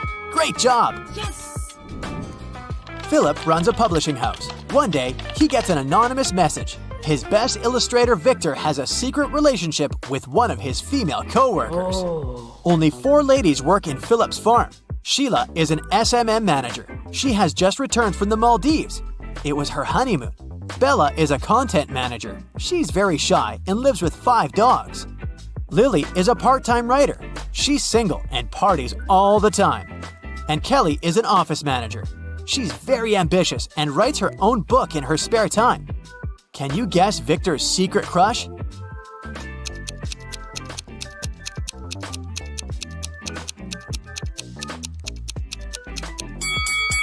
Bella! Philip has white dog hair on his jacket, just like Bella. Crystal is a doctor. She arrives at a medical conference and takes several pictures with her colleagues before the event. In an hour, the local janitor finds Crystal unconscious in the storage room. Later, Crystal gets better and tells the police, "I was walking to the toilet. The last thing I remember was someone pushing me from behind. I don't know who did it." Police questioned all the doctors. Everyone claims that they were listening to the report when the attack took place. Officers examined the pictures before the conference and immediately identify the criminal. What about you?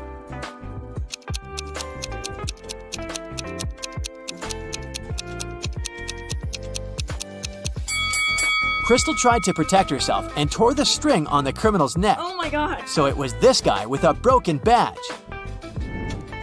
Harold is the richest man in town. This evening, he lost his memory because of a car accident. His only family is his daughter. When Harold wakes up in a hospital, Two ladies claim to be his daughters. One of them is lying. Can you help Harold identify the real one?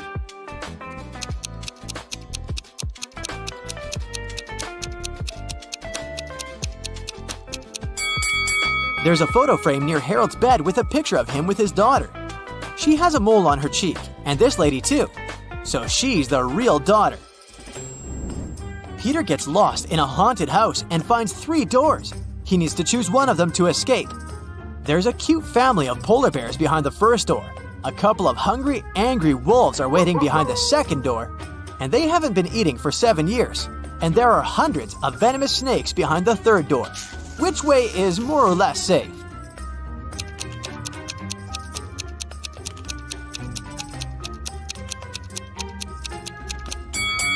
The second one. Wolves can't survive without food for so long, so they're not a threat anymore. Mary is heading back home from work through a forest road. Somewhere along the way, she gets lost. She comes across 3 caves. Mary needs to choose one of them to go ahead. There are venomous scorpions inside the first cave. They can't wait to bite Mary.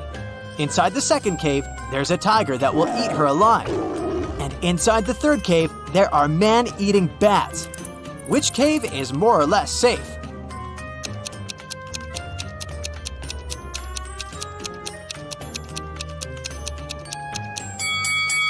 If you noticed, the sun is still up. It's daytime and bats are sleeping, so the third cave is the safest option for Mary. Detective Smith gets a task to investigate a robbery. He questions a witness who saw the thief escaping. He says, "In my car's mirror, I saw a masked man driving away in panic, but I wrote down the number of his car." Detective Smith takes the note with the number. Police find 4 cars with similar number plates. Detective Smith carefully examines all 4 cars and figures out which one of them belongs to the robber. How?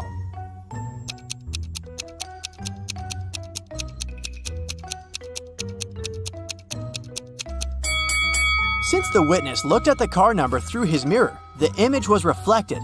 It means that this was the original car number. Amy lives with her 3 sisters. She's a professional violinist. Her sister always complains that she loves music more than her own family.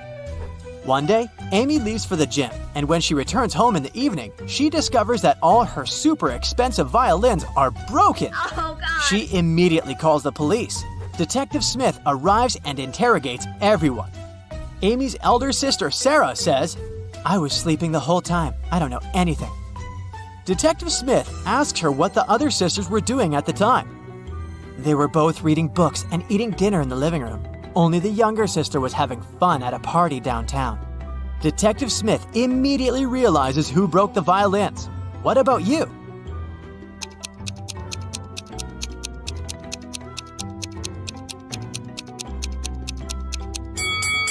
If Sarah was sleeping, how did she know who was doing what? This implies that she's hiding something. A woman in tears enters Detective Smith's office and asks for his help. She explains, "I was walking down the road when a man approached me from behind, snatched my phone from my hand, and ran away." But Detective Smith suspects 3 people and invites all of them, but everyone says that they didn't steal the lady's phone. Detective Smith checks their phones and immediately understands who did it. Can you guess who snatched the phone?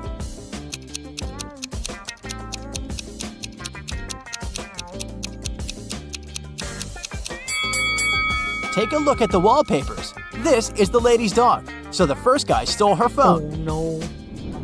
After a particularly large snowfall, Chuck walks outdoors. He discovers a weird thing. He has half as much snow in his yard as his neighbors, but it seems like Chuck is not surprised at all. Can you guess why?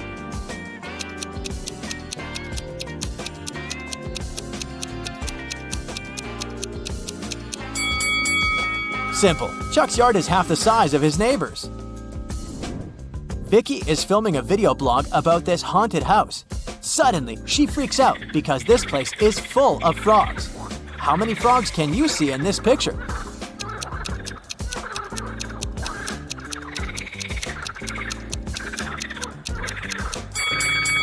The correct answer is 11. Vicky runs away to the basement and sees a creepy collection of clown masks. How many masks can you spot?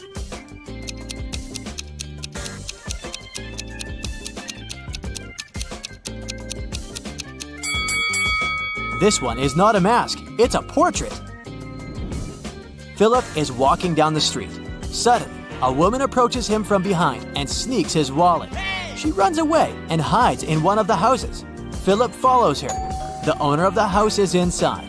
Philip asks him, Has anyone visited you today? The owner replies, Nope, neither have I left the house. I live here alone and work from home. After hearing the owner's words, Philip knows for sure that this guy is a liar. How come?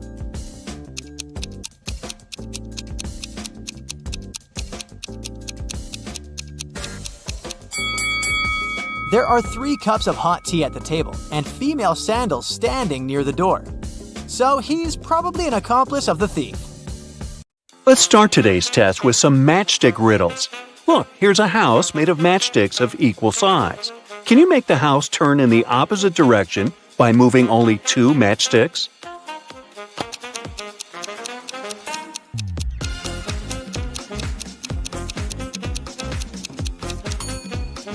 Did you get it? Here's the answer.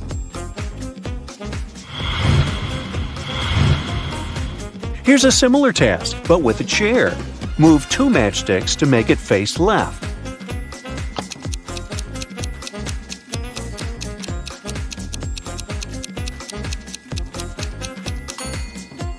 Here's the solution.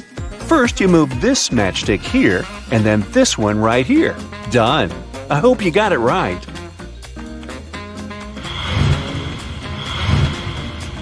Nine minus 5 equals 8.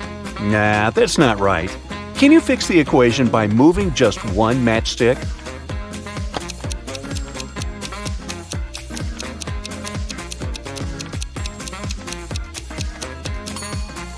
Yep, this is how you do it. Okay, the next challenge for you. Here's a house made of matchsticks of equal size, and here's a coin right next to it. Without moving the coin, transport it inside the house by moving not more than 3 matchsticks.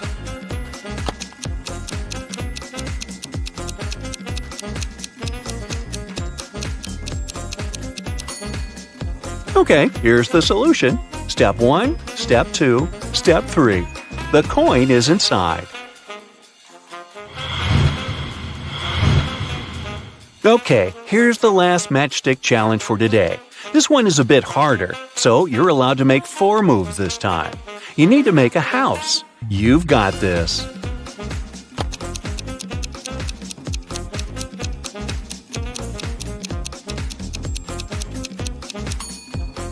Let me show you. Step 1. Now, this is step 2. 3. And this is the last move.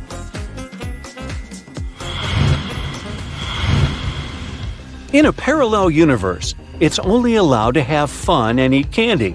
No one ever reads or studies there. Mrs. Relum came back home after a long and fun day at a club. Her 3 daughters were supposed to spend a day at home. When the woman returned, she noticed that someone had done some gardening instead. Hannah said, "I was watching my TV show." Elle said, "I spent all day sleeping and eating candy." Ava said, "I went to a pool party with my friends." Still, Mrs. Relum could tell that one of her daughters lied. Who was it?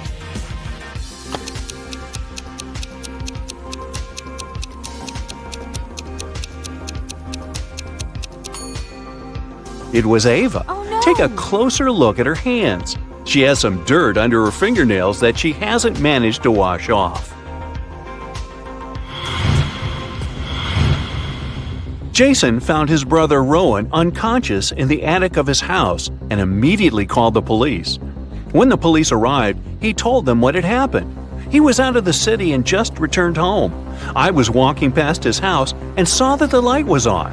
I looked through the window and saw him lying there, so I rushed inside. I had the key. Jason was taken to the police station as a suspect. Why?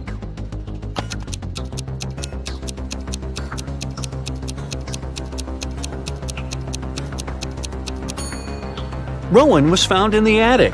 Jason couldn't see him through the window, so his story can't be true.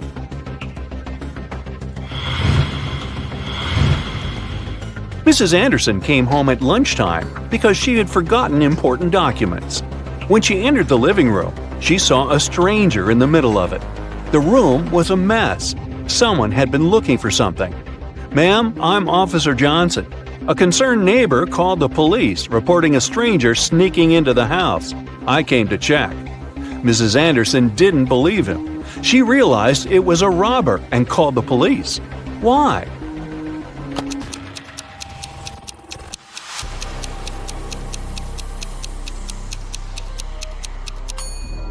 When she arrived at the house, she didn't see a police car.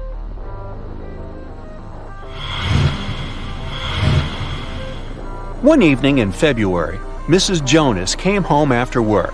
Her neighbor walked past her and they had small talk. Mrs. Jonas found out that one of her sons had been seen at a local mall, but her sons were grounded and couldn't go out. So Mrs. Jonas asked them what they had been doing. Matt said, "I was practicing for my piano class." Luke said, "I was reading all day." And Dean said, "I spent the day in the backyard with the dogs." Mrs. Jonas figured out who had broken the rules pretty fast. Can you?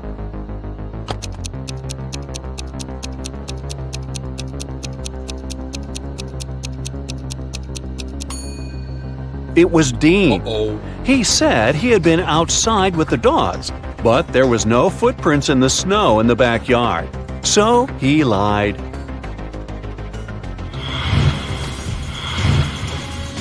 Michelle was having a birthday party and invited a dozen friends.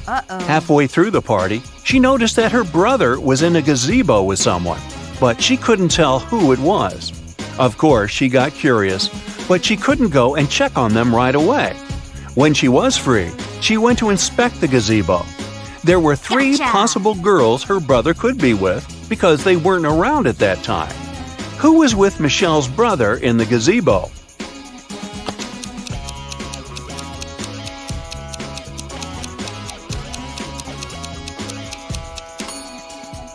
Look, there are footprints leading to the gazebo. These must belong to Michelle. Those are her brothers. But there are also some footprints left by high heels. The only girl wearing heels is this one. So Michelle's brother must have been with her. Now you're going to save lives. I'll be showing you some situations. Your task is to determine which person isn't smart. Yeah. Jane and Evan are meeting their friends. Jane arrived earlier and went to get some pastries. Evan is in a hurry because he's running late. Who's doing something wrong?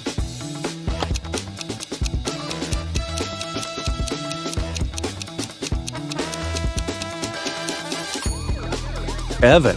He's driving in a bike lane.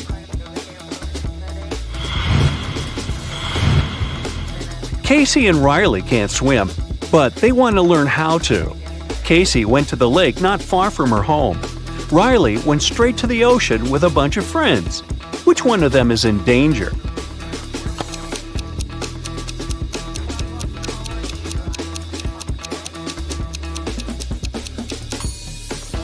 Learning to swim in the ocean? Not the best idea. But Riley is with her friends who can look after her. Casey is alone at the lake. Learning how to swim without any people around is very dangerous. Jim and Mason are on a summer vacation in South America, and they found a secluded place near the Amazon River with no people. Jim is swimming, and Mason is getting tanned on the shore. Which of them is in danger?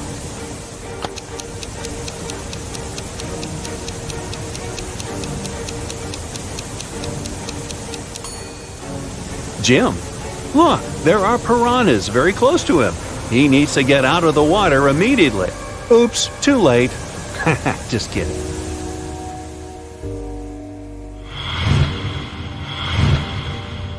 Sophia and Brooke are best friends. They went to the forest to sneak into an old abandoned mansion. Which of them isn't smart?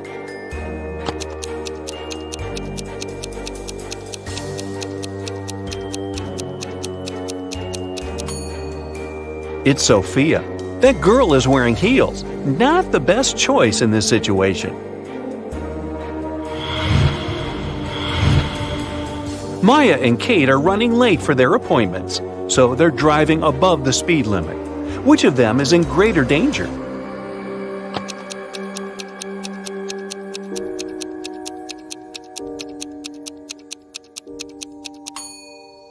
Kate. Look, there are so many things lying around in her car. In case of an accident, something may hit her. Let's now test how attentive you are. Look, here's a coin and 3 cups.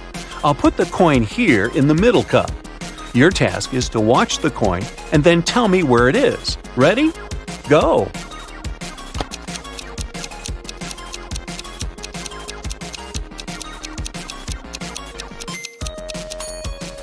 So, where is the coin? Look, it's here. Did you get it right? Okay, let's try another time. Now I have 4 cups and I'll be moving them faster. I put the coin right here.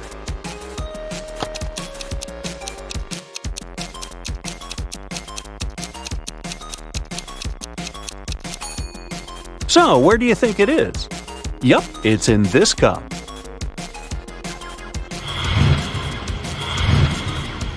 Now let's make it even harder and see if you can get it now. 5 cups and they're moving even faster than before. Ready? So where's the coin?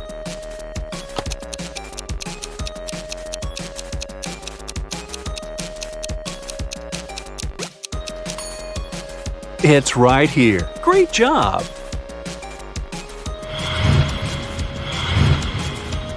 A woman has 3 daughters, Lily, Rose, and Jasmine. She's about to have another daughter. What do you think she'll name her? Brooke, Aurora, or Violet?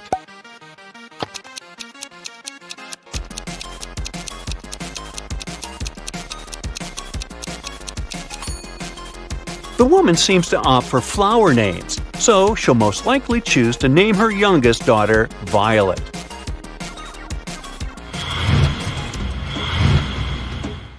Miel is an archaeologist who explores old caves and crypts dating back to ancient Egypt.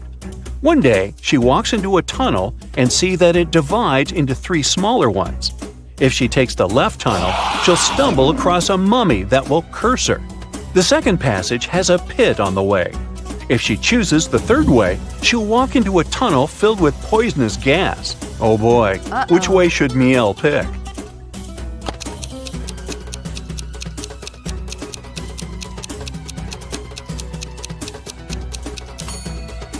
Look, there's a board lying next to the pit. Miel can use it to get across the pit.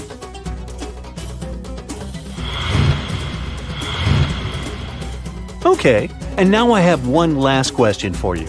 How many mummies can fit into an empty cave?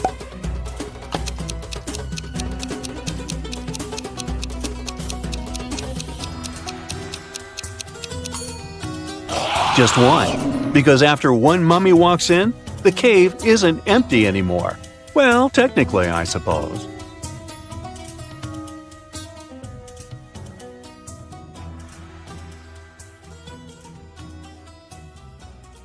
Tina runs a bakery. She finds out that her confectioner, Cherry, is having a secret relationship with one of her coworkers.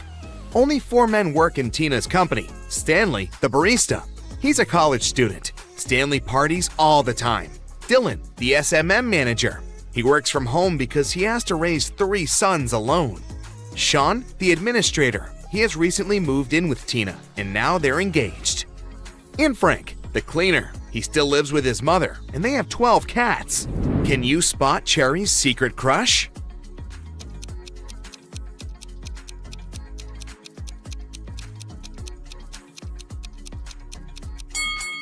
It's Dylan. There's a mug with Cherry's name on his table. It also has her lipstick marks. One morning, Tina enters the bakery and sees many clients having breakfast, but suddenly she spots something really odd. Can you see it too?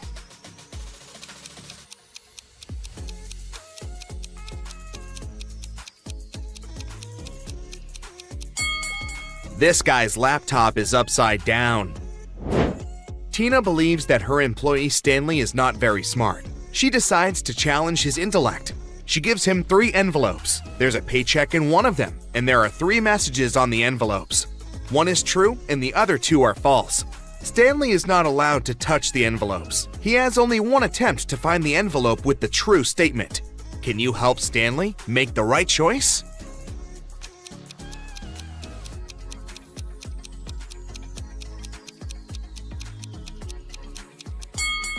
The third statement is true. Tina goes to the storage room to check the food supply. She spots something creepy and freaks out. Can you see it too?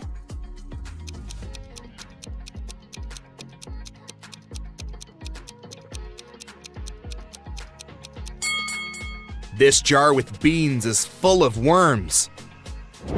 It's snowing. Tina looks outside the window and sees some rabbits playing outdoors. Can you count the exact number?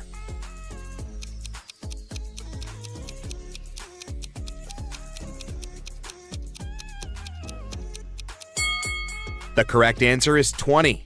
This one is just a toy. Tina and Cherry go outside to make a snowman. After a while, Cherry comes up with an idea. She draws the word snowing in the snow. And then she tells Tina, I bet you can't solve this riddle.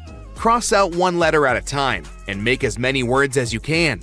Tina accepts this challenge. She takes a stick and crosses out N, turning the word into sewing. She goes on until she makes 6 words. What words did Tina make?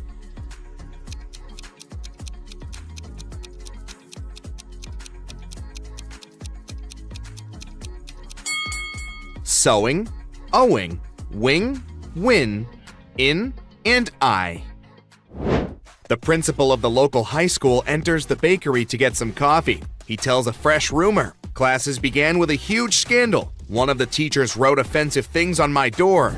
Can you guess who's guilty?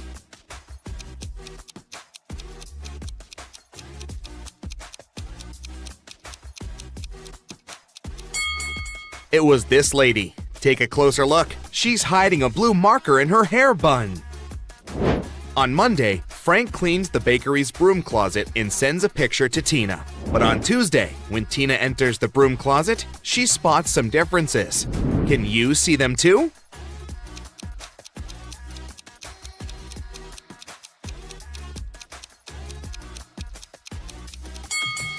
There are 12 differences. David offers Fiona to have lunch together. During lunch, he draws her portrait. Then he leaves the table for a while to have a phone call. David and Fiona like each other and agree to meet again. The next day, David's housemaid finds him poisoned in his place. The food was fine. No doubt it was Fiona, but there's no evidence against her. How did she poison David?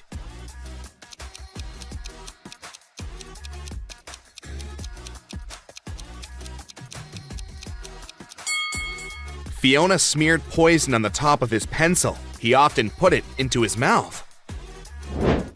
In the morning, Tina leaves her apartment and goes to work. In the evening, she returns and calls the police right away. Please come over, someone robbed me. Can you spot what's missing?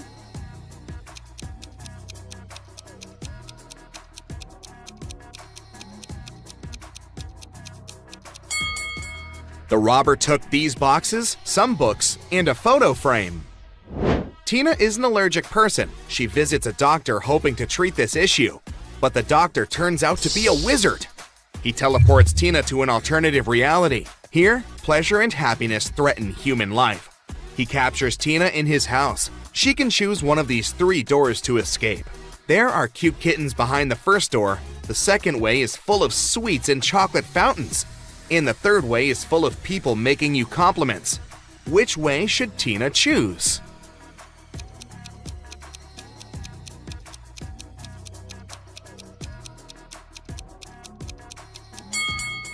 She's allergic and won't be happy about cats, so the third way is the safest for her. Lily enters the bakery and offers Tina a bet. If she wins, Tina will treat her to free coffee. If not, she'll wash the dishes.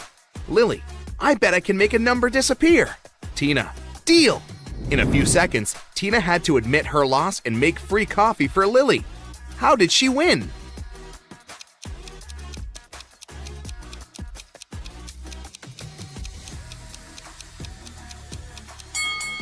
Lily put G before 1, and now it's gone. Tina receives an anonymous message. One private investigator is about to give away a flash drive with secret information to a client. It will happen in your bakery. This lady seems very suspicious. Tina is watching her. When the lady returns from the bathroom, Tina knows for sure that she's a private investigator. How did she guess?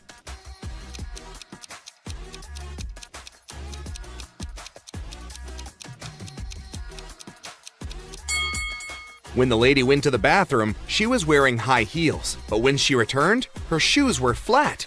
She hid the flash drive in a heel. Tina is driving home late. Suddenly, she hears a loud bang. Her car swerves to the side of the road.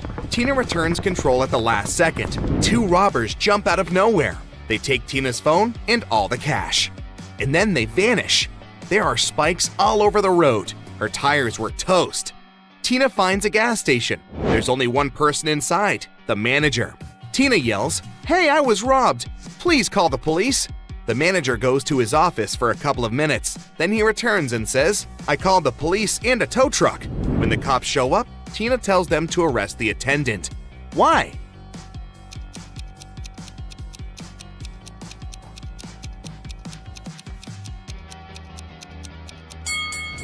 Tina said she'd got robbed, but she never mentioned her car. The gas station guy knew too much. Tina goes to a cooking workshop and takes the chef's pictures. Can you spot any differences between these photos?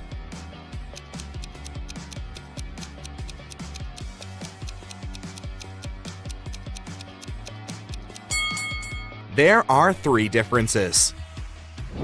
At the workshop, Tina prepares this beautiful dinner. Can you find any emojis here?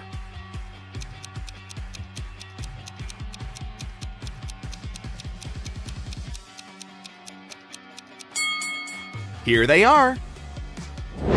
Tina enters her bakery. There's an imposter among the clients. Can you help her find this person?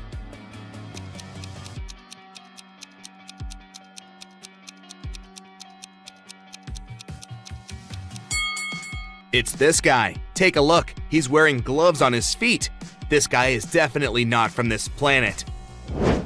Tina and Cherry are hanging out at Tina's house. Can you see anything weird in this room?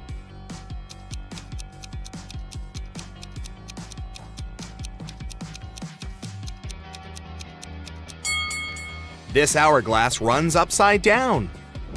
Tina and Cherry are discussing their old friend, Rachel. They haven't seen her for a while. Suddenly, somebody knocks on Tina's door. It's the postman with a letter from Rachel. In the note, she says that she was leaving her house and never coming back.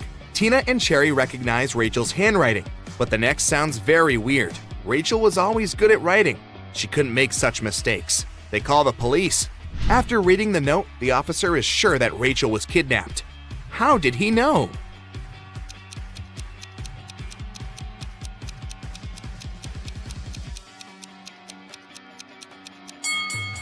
Take the first letter of each word and you'll get, "Help me, please." The next morning, Tina calls Frank and complains. Someone broke the coffee machine, crushed mugs, and took all the cash. Tina questions 3 suspects. Cherry says, "Yesterday I had an appointment at the dental clinic, so I left earlier." Sean says, "I left the bakery in the afternoon because I had a business meeting downtown. They can confirm my words." And Stanley says, "Yesterday I had a day off to prepare for my college test. I spent all day in the library." Who's guilty?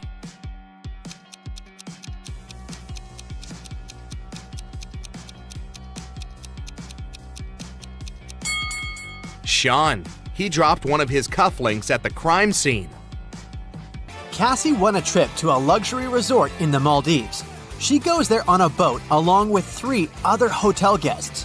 One of these billionaires is fake. Can you guess who?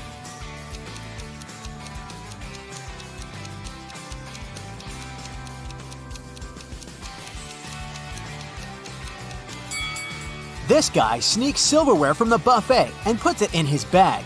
If he's really rich, why would he need that? Speaking of imposters, one of the boat crew members doesn't belong here. Can you guess who?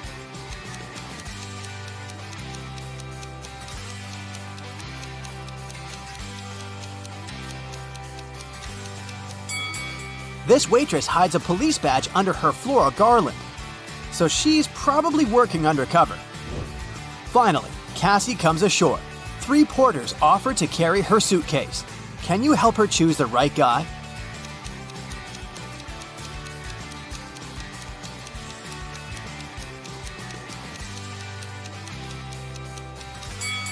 The first guy is a runaway criminal. See this poster on the pier? The second guy is a ghost. He's too transparent for a human being. Therefore, Cassie should choose the third guy. The hotel manager offers Cassie 3 options to choose from. A room on the 8th floor with a gorgeous sea view. A luxurious apartment on the 2nd floor with a garden view. Or a separate authentic bungalow on the shore. What would you choose?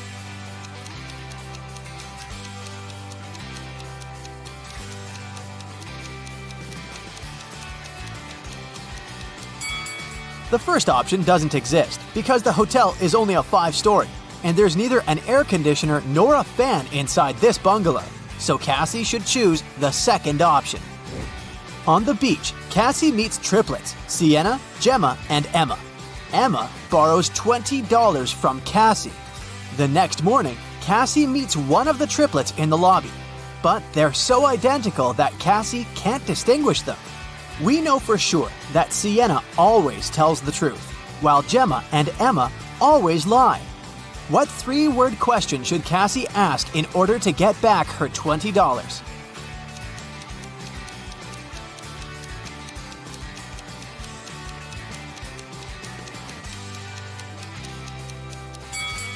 The correct question is, are you Gemma? Sienna, who only speaks the truth, would say no. Gemma, who always lies, would also say no.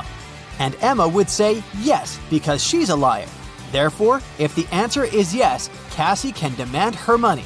And if the answer is no, Cassie can ask Sienna or Gemma to remind Emma about her debt. After breakfast, Cassie goes diving. She sees a lot of identical clownfish underwater, but one of them doesn't belong here. Can you spot the odd fish out?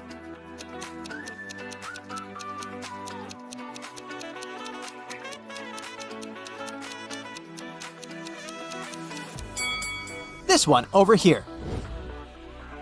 Underwater, Cassie finds a treasure chest, but it's locked. Can you help her crack the combination lock?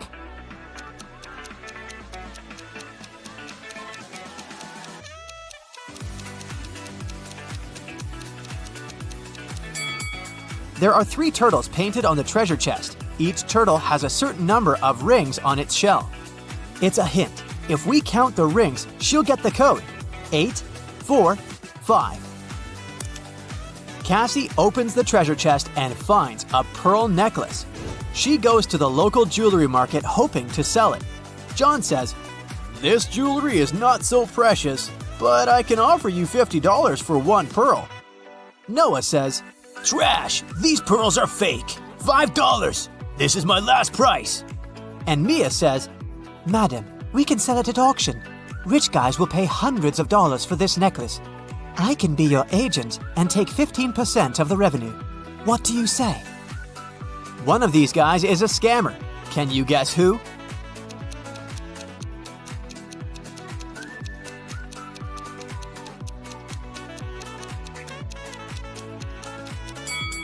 Noah is wearing another person's work badge. Therefore, he had stolen someone else's identity.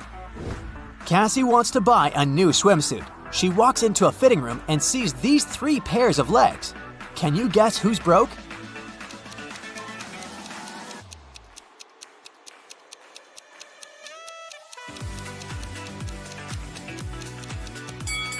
All 3 women have relatively new sandals, but let's take a look at their toenails. The first lady has an excellent fresh pedicure. The second one doesn't have any nail polish, but maybe she just prefers to look au naturel. And the third lady has toenails with peeled nail polish. Therefore, she's the one who's broke. In the hotel lobby, Cassie meets 2 of her roommates, Tina and Jeff. One of them is a werewolf. Can you guess who just by looking at this picture?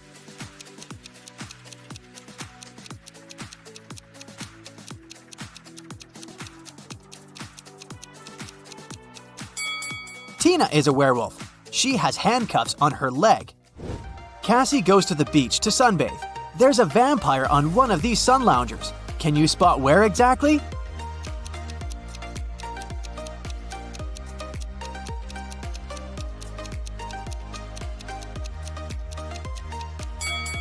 This pile of ash on the right used to be a vampire. There's a wedding ceremony on the beach. Unfortunately, after dinner, all the males at this party turned into zombies. Can you guess which zombie is her husband?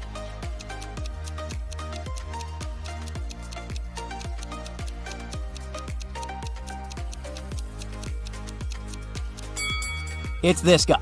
He's wearing a ring.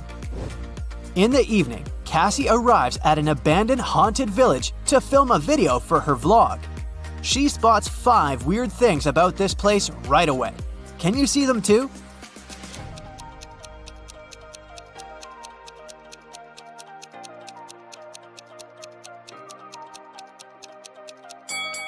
These orchids have teeth. Who left these huge claw marks on the wall of this house? It's summertime, but there's a snowman in the garden. There are 2 moons in the sky, and this cow doesn't have any shadow. Cassie returns to the hotel and sees a hot mess. Someone has been rummaging through her stuff. She interrogates 3 suspects. The maid says, "I cleaned your room in the afternoon. All your clothes and personal belongings were neatly folded in the closet. When I left, I locked the door." The plumber says, "I also entered your room in the afternoon to fix the toilet. Luckily, everything's fine now." And Cassie's neighbor says, "I was listening to music with headphones, so I didn't notice anything weird." Who's lying?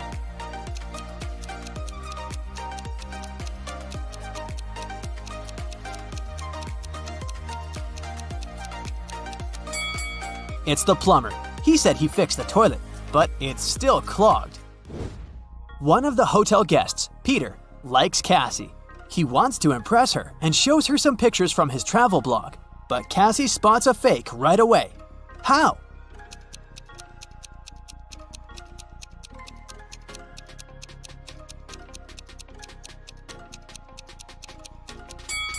Take a look at the wind direction in this picture.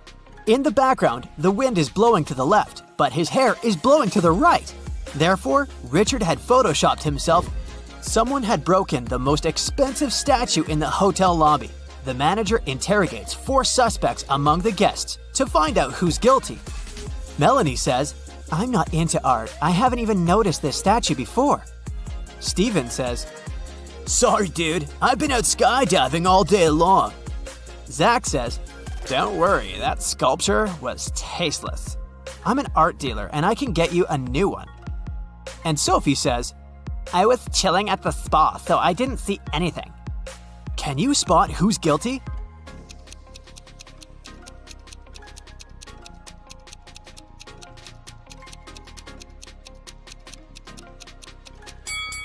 Melanie, she lost her left earring in the very middle of the crime scene. Cassie gets an invitation from 3 hotel guests. Gail shows her picture of a fancy villa and says, "I'm a billionaire. You're welcome to come over to my villa and stay for as long as you want." Bella hands her 2 tickets to the opera and says, "We can go together tomorrow night." And Ricardo just shows her the keys to his boat and offers a ride across the globe. But only one of these offers isn't fake. Can you help Cassie make the right choice?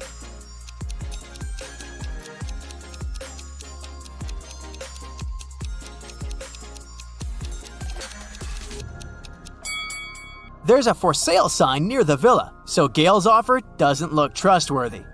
Take a closer look at the gate on the opera ticket. It expired centuries ago, so Cassie should trust Ricardo.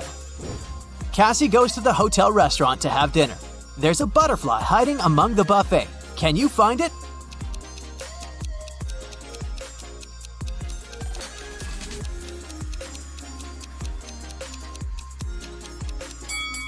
It's over here. Just look at this. A car has crashed into a restaurant window, smashing it. Detective Harris has come to investigate the case. There are two suspects, Julie and Douglas. But each of them claims that the other person did it. Can you help the detective figure out who is lying?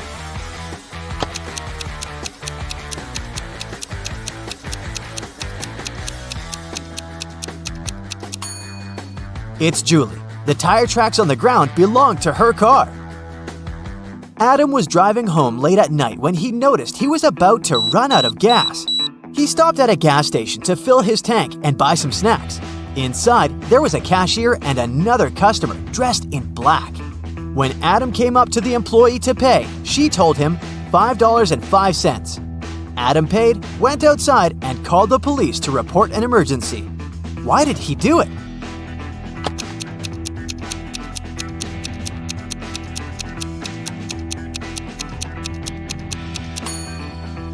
The cash register showed $18.35, but the cashier said $5.05, which looks like SOS.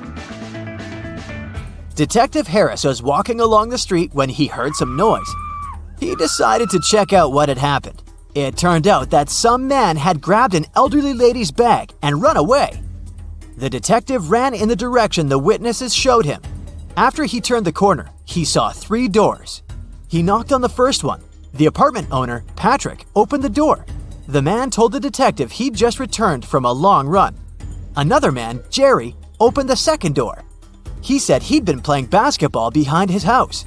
The third apartment belonged to Raymond, a musician. He had just finished composing a new piece of music. After talking to all these people, Detective Harris understood who the criminal was. Have you figured it out?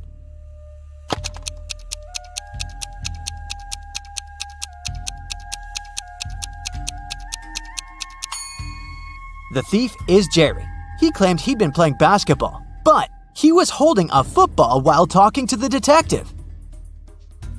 Sarah and her sister Mary were doing some shopping. When they were leaving a grocery store, Sarah pointed at some young man and exclaimed, "Look, my nephew is over there!" Her sister replied, "Oh right, but it's not my nephew." How is it possible?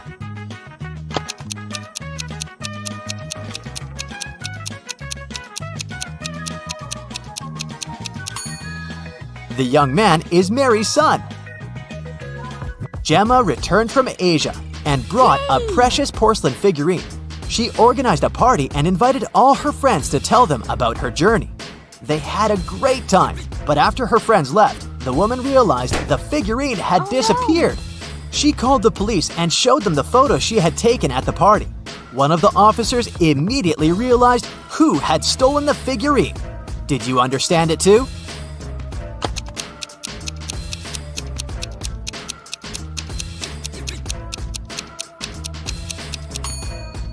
It was this girl. She hid the figurine under her hat. At 9 a.m., Ethan got a call from his friend, an owner of a large business. The man said that a very important document had disappeared from his office. It had been on his desk the evening before, but now it was nowhere to be found. Ethan immediately came there to question his friend's employees. Soon, he had 3 suspects. Walter said he'd spent the previous evening at the movies. Joan had dinner with her friends, and Zachary visited an art gallery. It didn't take Ethan long to understand who was lying. Do you know it too?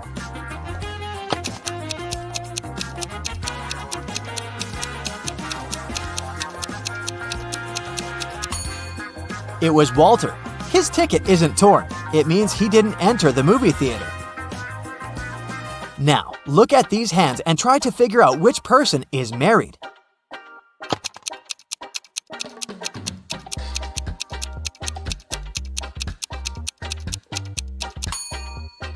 If you look at the first hand attentively, you'll realize it doesn't belong to a grown-up person. On the second hand, there is a mark left by a ring, but there's no ring itself. It must mean that the person is no longer married. On the third hand, there's no ring either, but it's the right hand, and we wear wedding rings on the left hand. So out of these 3, this person is most likely to be married. Okay, the next challenge is for you. Look at these 3 men. They're at the airport. Which of these guys is married?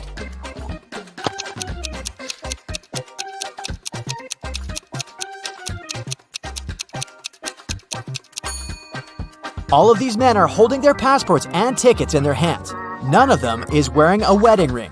But pay attention to the man sitting on the bench. On his ticket, it's written, family discount. So, he must be the one who's married. Now look at this picture attentively. Does anything strike you as strange?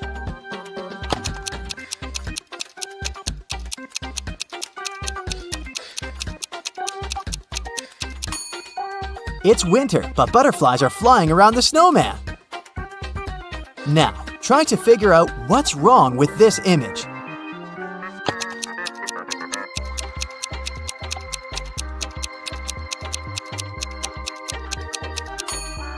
It's the snowman again. Instead of a carrot, his nose is made of broccoli. And the last image for you to analyze.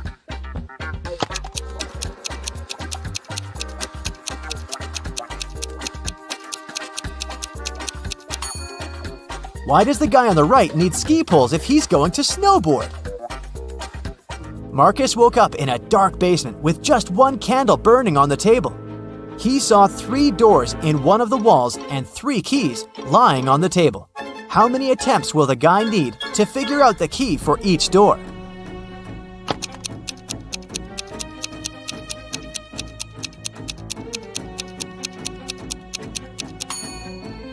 He'll need 6 attempts at the most, 3 of them for the first key, 2 attempts for the second key and 2 remaining doors, and just 1 attempt for the last key.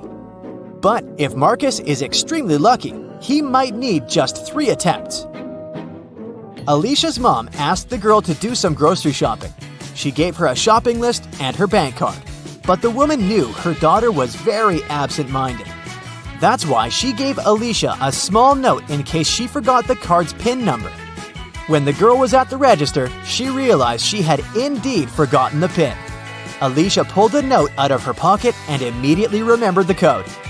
Can you figure out what it was if the note had a fly, a cat, a person, and a snake drawn on it?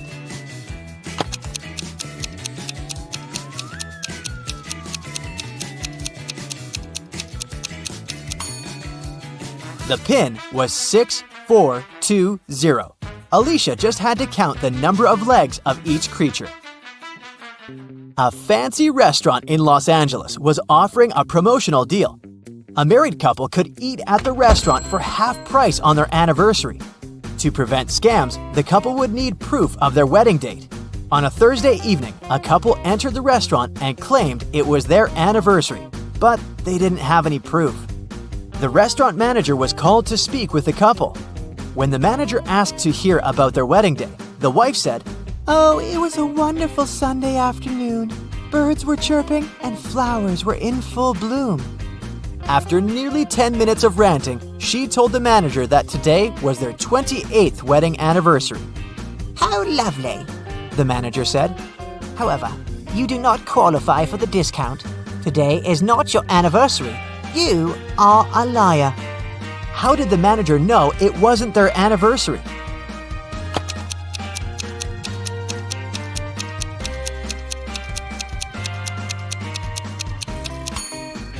The calendar repeats itself every 28 years. So if they were married on a Sunday 28 years ago, the day they came to the restaurant would also have to be a Sunday. But since it was a Thursday, the manager knew they were lying. John called the police to report that his friend Mark had disappeared.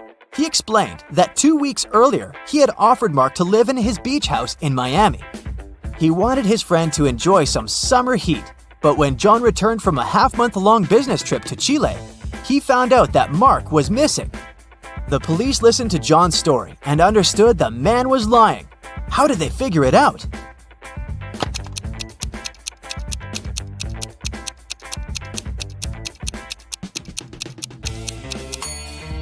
If it was summer in Miami, it was winter in Chile.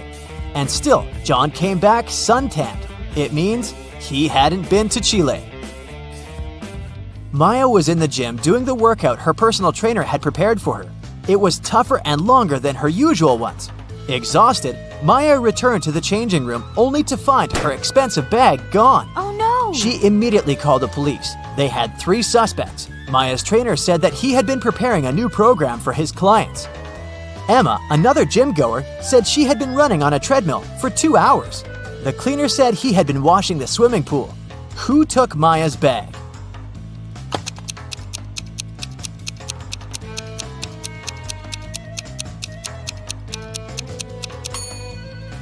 It was her trainer.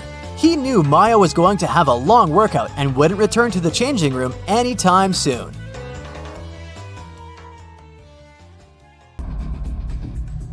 A rich businessman, Mr. Wilson, disappeared from his hotel room. It was rumored he'd come to buy the resort from the current owners. The police questioned 3 suspects. The businessman's assistant said, "I felt unwell on our way here. I went to my room as soon as we arrived, took some medicine, and fell asleep immediately." The hotel owner said, "We agreed to meet with Mr. Wilson in a conference room, but I got lost while trying to find it. I finally came here, but Mr. Wilson never showed up." Mr. Wilson's wife, who accompanied him on this trip, said, My husband was going to meet with the hotel owner. I'm not interested in business, so I went to a spa. "Who is behind the businessman's disappearance?"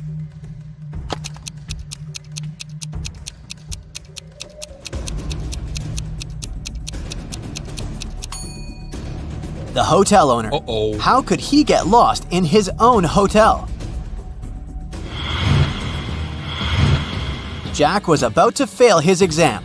Luckily, the professor gave him one last chance. The guy had to arrange 4 9s to make them equal 100. He could use any math symbols. How can he do it?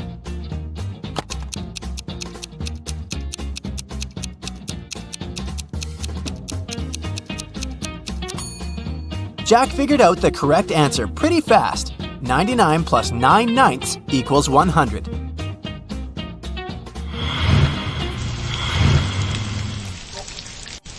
It was raining hard in the evening. Lauren told her twins to go to bed. Sometime later, she went to check on them. As soon as she opened the door to their room, she realized that one of them had sneaked out without her permission. Look at the room and try to figure out who it was.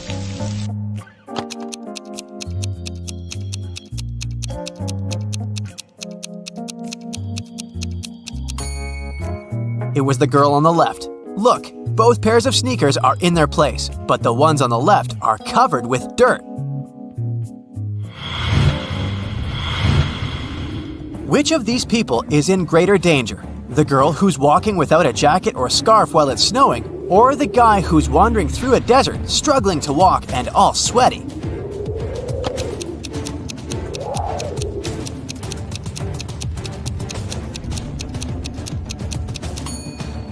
The girl is in a more dangerous situation. The guy seems to be struggling more, but look, there's a building behind that hill. Now, there are these 3 girls. They all seem to be pregnant, but only 2 of them actually are. Can you figure out who's faking?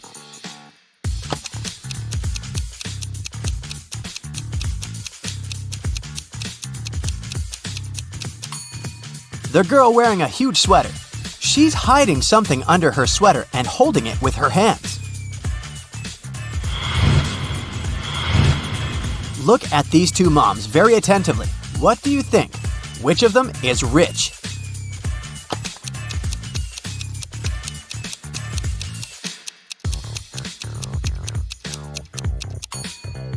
The mom on the left seems to be rich. She's wearing expensive brands and her bag is from a famous designer. But look at the brand logos. They're fake. Plus, the stroller she has is very simple. The second mom is dressed seemingly modestly, but her stroller is really cool. Look, it has a motor. It must cost a fortune. Now the next riddle to test your logical skills. Look at these 2 bloggers. Which of them is more popular? The one that has 3 million likes and no comments, or the one with 2.5 million likes and 500,000 comments?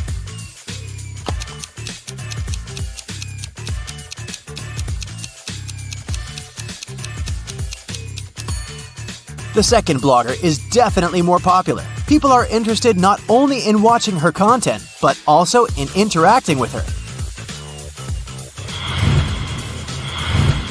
Christina was dreaming of dating a rich boy from her college. After doing some research, she settled on 3 guys. All of them were nice and interested in her, but the girl needed the richest. Once, she saw them having lunch together. After checking what each of them was eating, Christina made her choice. Which guy did she pick?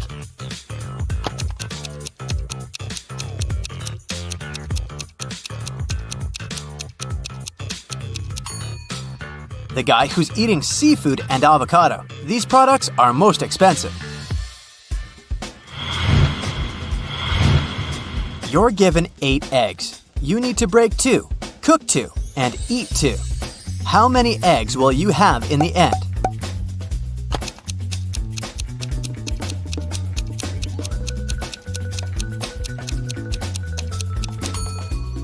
You can break, cook, and eat 2 eggs. It'll leave you with 6 eggs.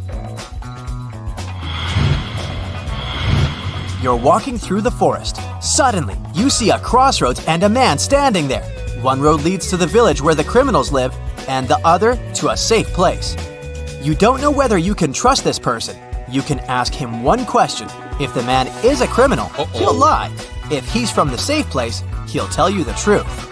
Which question should you ask?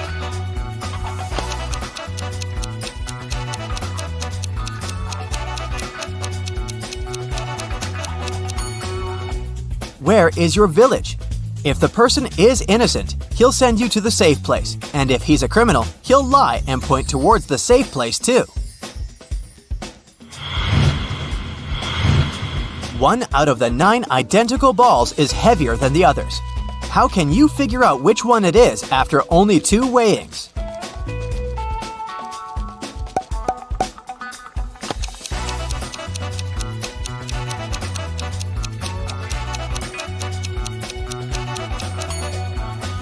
You should divide all the balls into 3 groups and weigh 2 of them. That's how you can figure out which group contains the heavy ball. After that, you should pick 2 balls from the heaviest group. Weigh one of them against the other, and you'll understand which ball of the 3 is the heaviest. Julia was angry with her boyfriend. She sent a message to her best friend, who lived in Switzerland. In this message, the girl complained about the mistakes the guy had made. But her friend sent her a very strange reply. What did Julia's friend mean?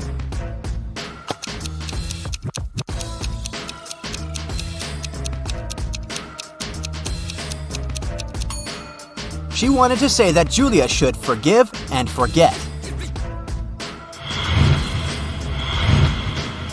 Someone stole the money Adam kept in his safe. After watching the security footage, the police figured out when it had happened and questioned 3 suspects. Julia said she'd gone to bed at 10 p.m. and fallen asleep right away. Parker told the detective he'd been watching TV from 11:25 p.m. to 2:15 a.m. And Aiden said he'd been with his friends, playing computer games all night. The police immediately arrested the thief. Who was it?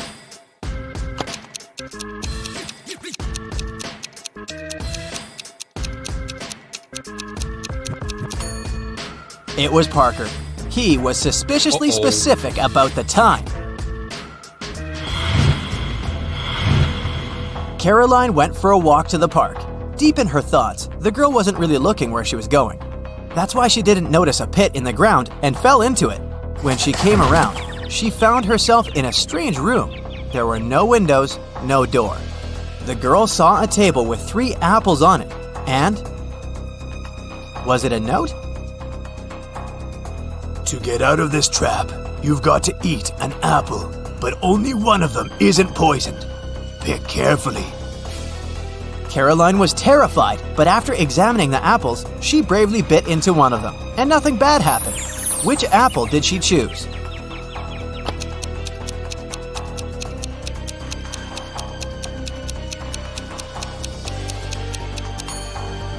The girl chose the apple with a worm peeking out of it. If it could eat the fruit, a human probably could too.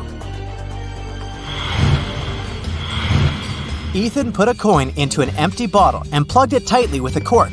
Then, he told his friend he'd remove the coin without breaking the bottle or taking out the cork.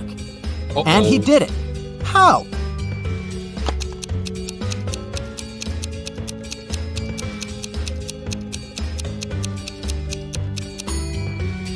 Ethan pushed the cork into the bottle and then shook it to make the coin fall out.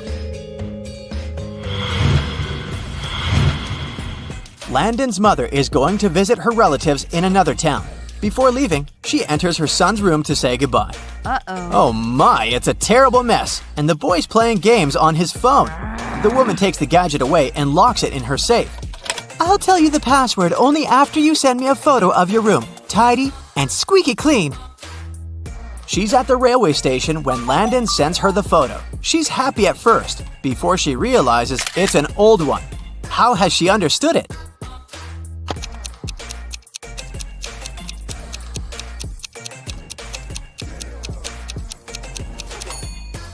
The date on the departure board at the station is December 20th, 2020, but it's July 5th, 2019 on the calendar in Landon's room.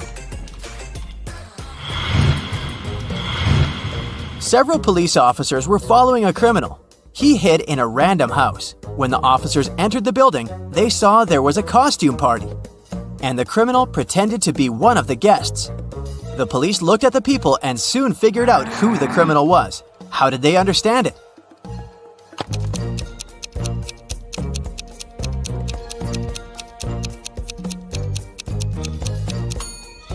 It's the man in the black cape. Unlike other partygoers, he seems to throw on everything he had at hand. Iron Man's helmet, Batman's cape, and Hulk's pants.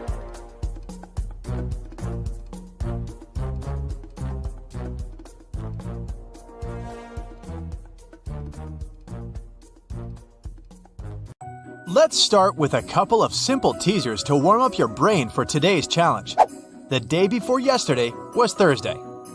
What is the day after tomorrow?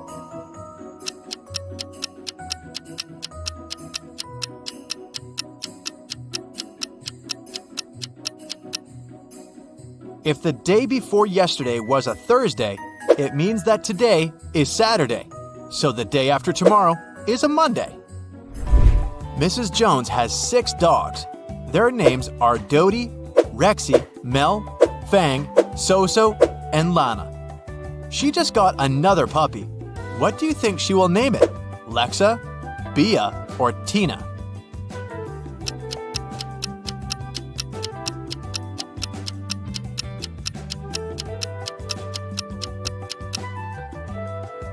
Tina.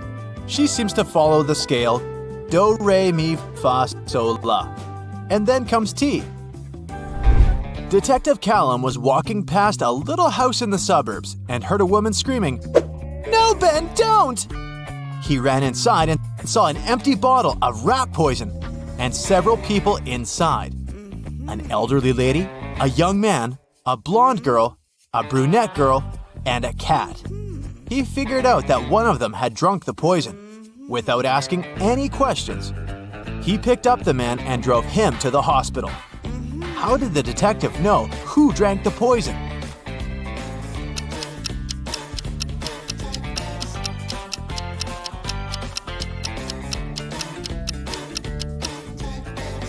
He heard the name.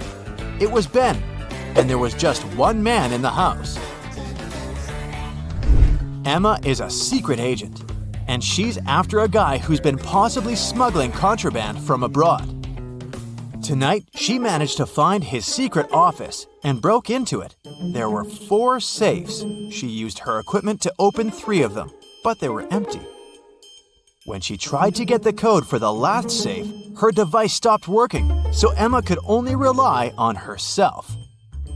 If the codes for the 3 safes were 5378, 3785, and 7853, what is the code for the 4th one?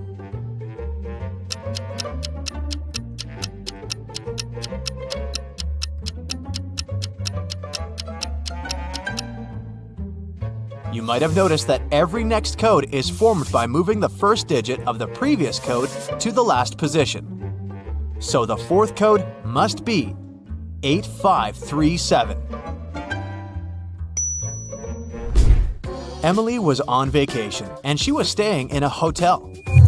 One evening, she was getting ready to go out when she heard a knock on her door. She opened the door and there was a stranger there. "Oh, sorry, I must have made a mistake. I live nearby. Sorry for disturbing you.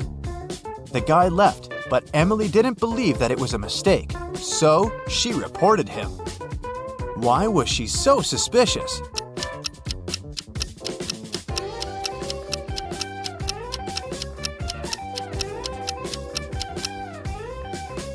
The guy knocked on the door.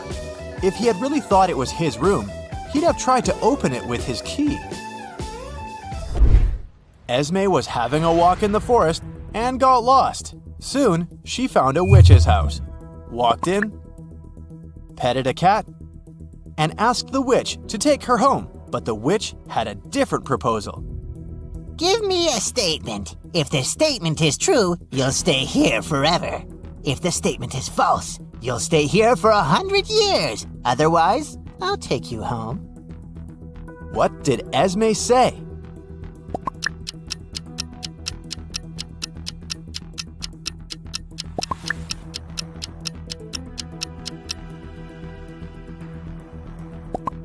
Esme said, I'll stay here for 100 years. Now, if it's true, she should stay forever instead, but then the statement will be false. If the statement is false, she will have to stay for 100 years, so it becomes true. The witch is too confused, so this time, Esme's going home. Detective Callum was following a robber around the city. Suddenly, the robber entered a hospital and disappeared. When the detective entered the building, there were 3 workers. One of them must be the criminal dressed up to pretend to be a doctor. Can you tell who it is?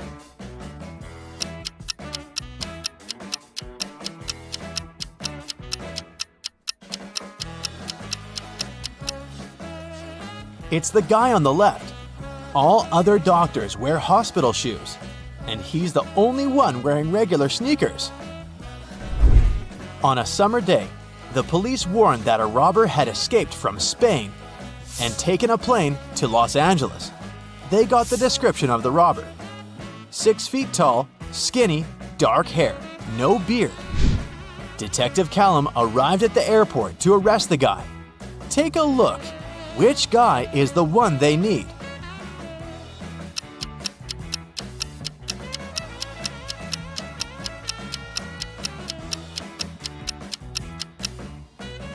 It may seem that there's no one who fits the description, but look, this blonde guy here.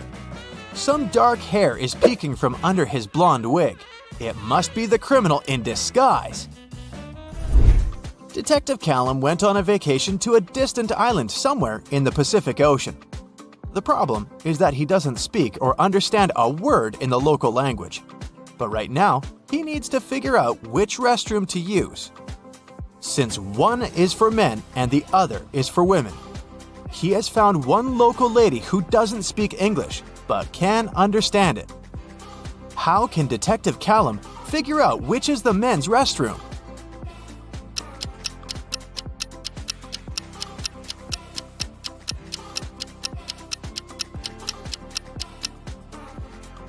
It's possible to do this by asking just 2 questions.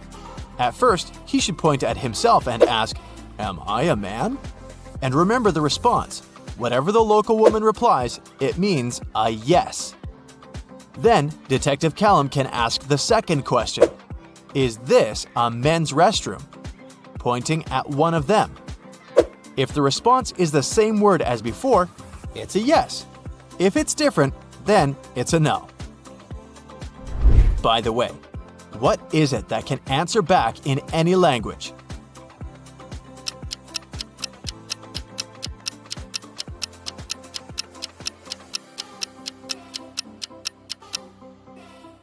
It's an echo. Ailu is a fairy who needs to fly to a village on the other side of the forest for some fairy business. The problem is that the trip there takes 6 days, but one fairy can only carry 4 packs of pixie dust, and one is only enough for 1 day. There's no chance of getting more pixie dust midway. It's all stored in the villages. So, Ailu should take some helpers on the trip with her. How many helpers does she need? And what should be her strategy to reach the other village?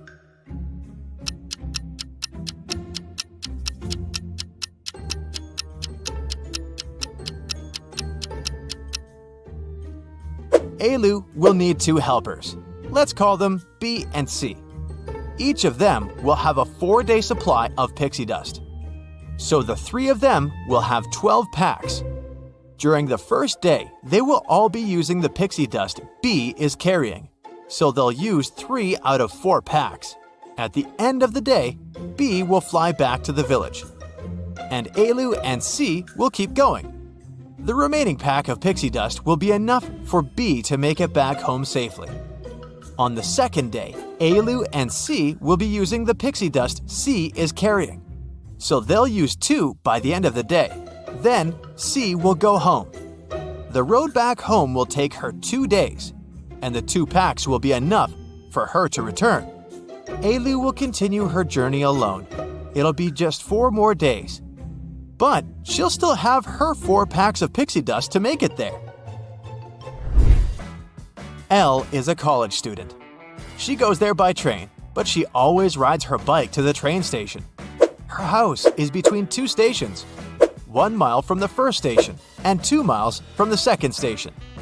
Every morning, she rides her bike to the first station. But every afternoon, when she returns from college, she gets off at the second station. Why?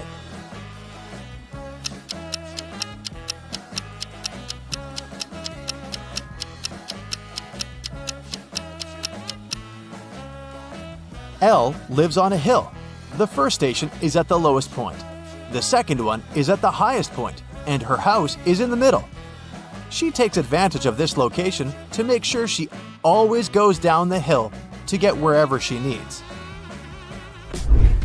In a summer camp, everyone had to tell a fun fact about themselves, and other people had to guess if it was true or false. Camilla said, "My birthday is on February 29th, so I have 4 times fewer birthdays than everyone else. This year, I celebrated my birthday. I turned 17. Why didn't people believe her?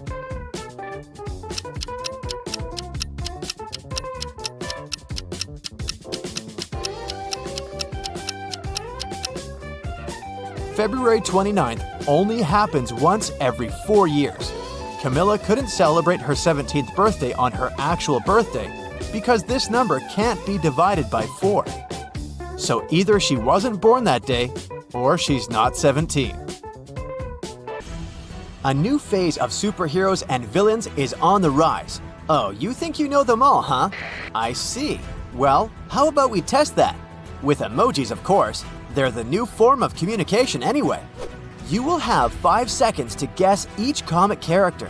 And before you ask, they will be from all universes, so you have to be a real pro to answer them all correctly. Just saying. You'll get 1 point for every correct answer. Write down your scores to see how well you did at the end of the quiz. Grab your cape and let's begin. We'll start easy. Who is this character?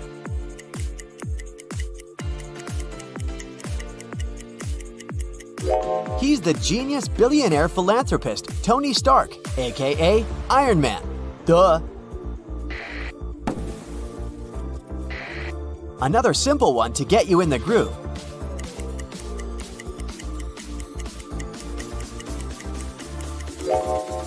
Some of us are dog people and some of us are cat people. Selena Kyle is definitely the latter, since she's the Catwoman and all. How about these emojis?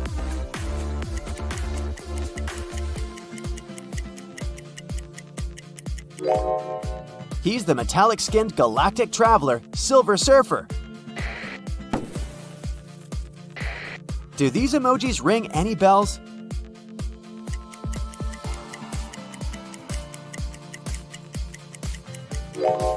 He's Black Panther, the king and protector of Wakanda forever.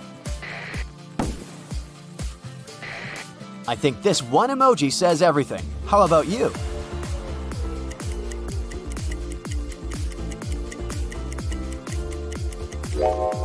He's the criminal mastermind clown with a dark sense of humor, Joker. Can you tell the character from these emojis?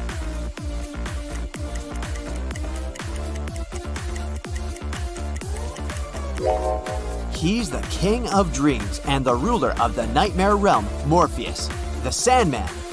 But you know what? If you still said Sandman, but with William Baker, aka Flint Marko, the Marvel Comics antagonist who serves as the enemy of Spider-Man in mind, you still get a point. Come on, you must know who he is from these emojis.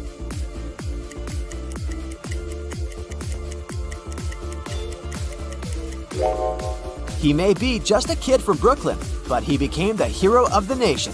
He's Captain America. What about these emojis?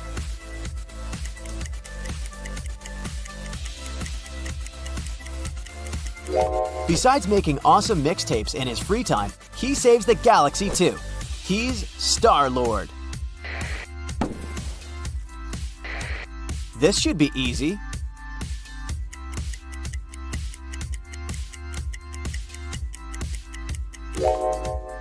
He's your friendly neighborhood Spider-Man. Can you tell who these emojis refer to?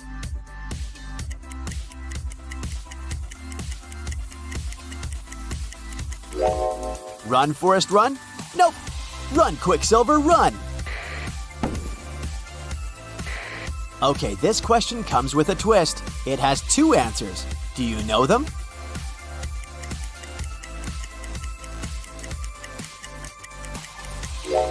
They are Ant-Man and the Wasp.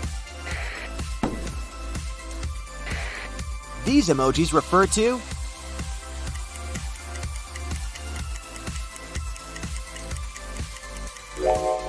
It's not Wanda that comes for you, it's the Scarlet Witch.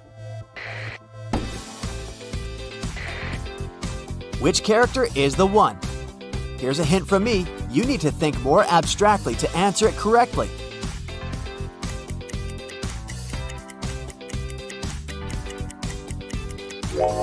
He's the one who protects the Earth against magical and mystical threats. He's Doctor Strange.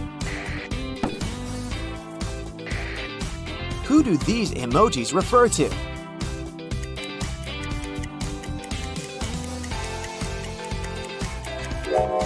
He is vengeance. He is the knight. He is Batman.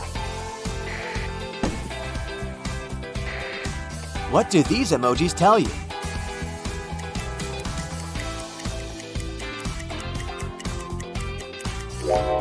Hot alert, everyone. He's one of the founding members of the Fantastic Four, the Human Torch. Do these emojis ring any bells?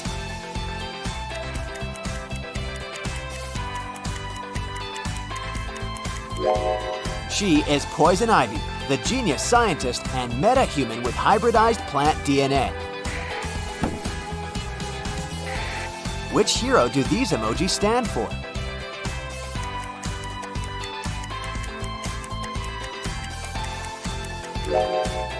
She's the Amazon princess, Wonder Woman.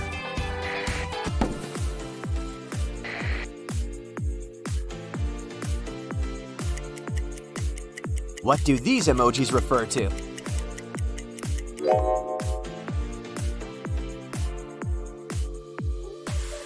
He's none other than the hot-tempered master tactician, Rocker Raccoon. How about this one next?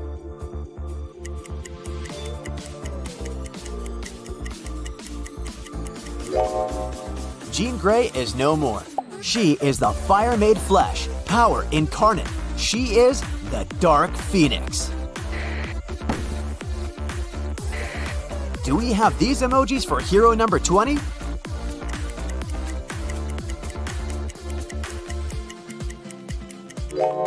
She will report for duty even if she's in the middle of an interrogation.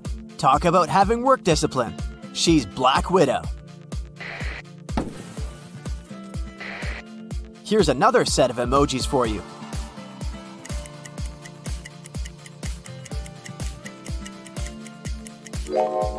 He's the man to prove that you can still be a hero with just a bow and arrow. He's Hawkeye. Which hero do these emojis stand for?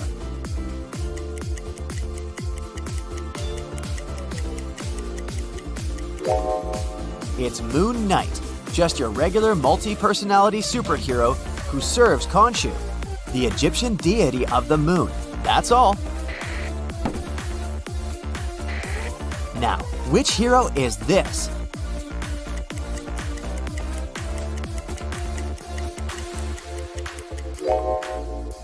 It's the Flash.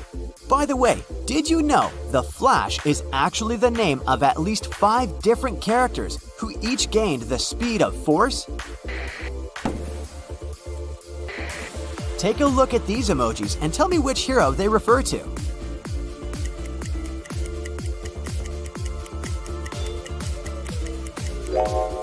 Don't try to challenge him about who can hold their breath underwater the longest, because he would win since he's the Aquaman. Next up, we have these emojis for you.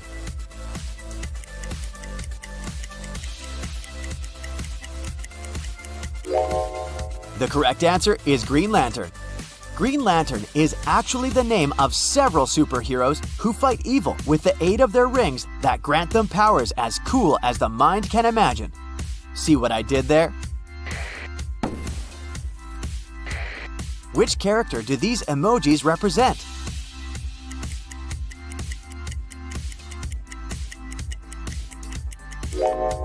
Mutant and proud.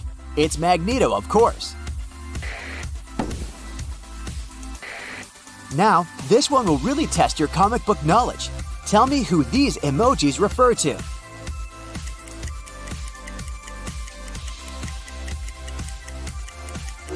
He's John Constantine, the occult detective who does whatever it takes to get the job done. Here's another tricky one for you.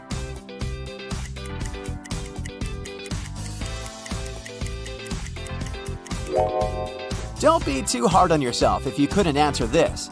It's one of the most underrated and unknown Marvel heroes who doesn't appear in any of the movies, at least yet.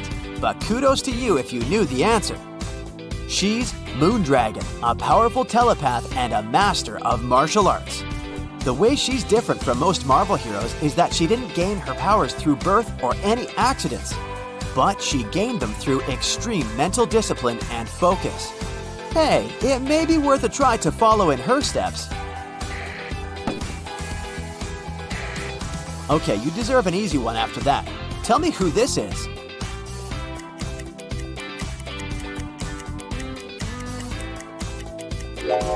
He's the one who puts the X into the X-Men. He's Charles Francis Xavier, aka Professor X. Wow, that was a lot of X's. Next up, I have these emojis for you.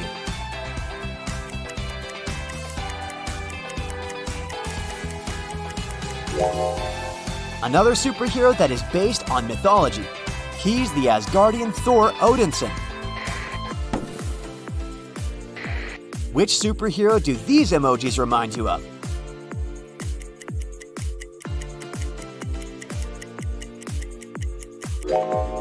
He's Vision, the vibranium-based advanced android who thinks humans are odd. We feel you, man. We feel you. Check these emojis out and tell me who they represent.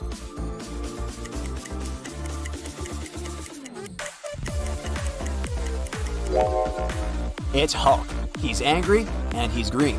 But when he's not both of those things, he's smart. Let's do an easy one before wrapping things up. Who is this?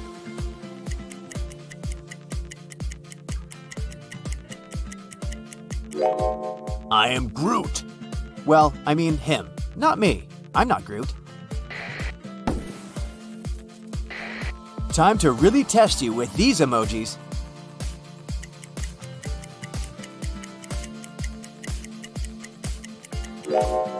These refer to yet another, not that well-known superhero, Jack of Hearts, who was at one point a regular in Iron Man comics as well as the Avengers comic books. Last but not least, which hero or villain do these emojis represent?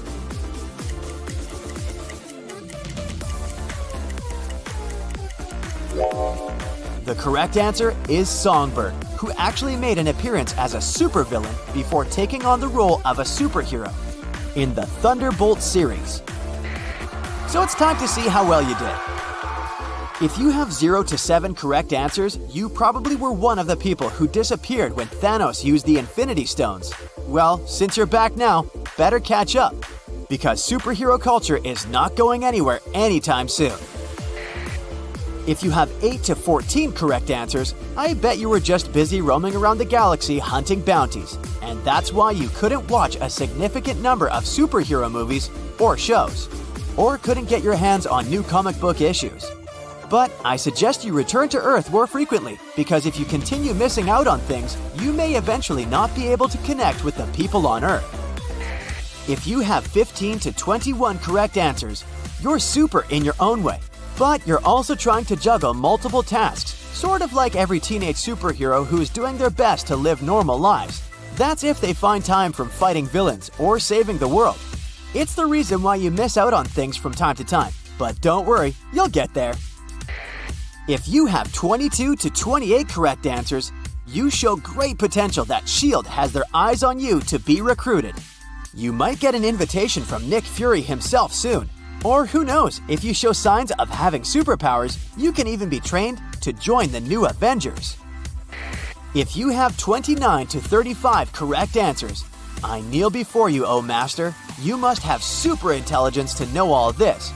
Or maybe you have telepathy powers and you can read my mind. In any case, no mad scientist can match your comic book genius. I hereby declare you the Sorceress Supreme of the comic-verse. Karen is at a corporate party. Her boss, Mia, brings a bunch of identical envelopes and says, "I personally put the grand prize in one of these envelopes. It's a certificate for a trip to Bali. But no worries, the remaining envelope contains consolidation prizes prepared by our sponsors. Can you help Karen win the trip to Bali?"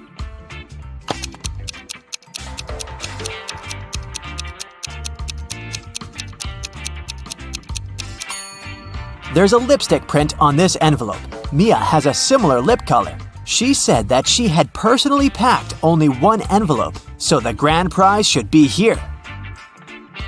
The day of Karen's flight to Bali has finally come. She calls a taxi to the airport. Soon, 3 identical taxis arrive at her porch. But only one of these drivers can actually give Karen a safe ride. Can you guess who?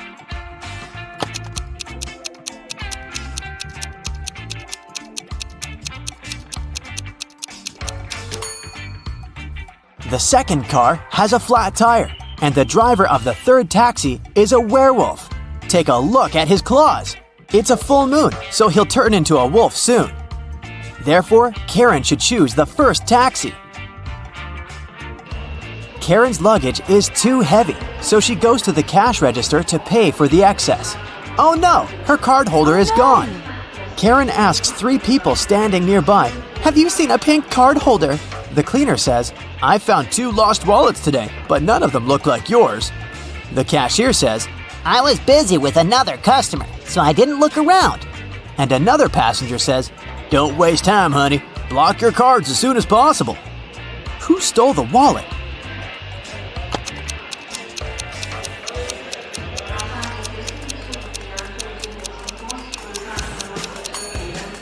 Nobody. Karen put it in the fold of her hat and forgot it there. See? On the plane, the steward asks Karen to switch seats with another passenger. Karen can choose one of these 3 seats. Can you help her figure out the best option?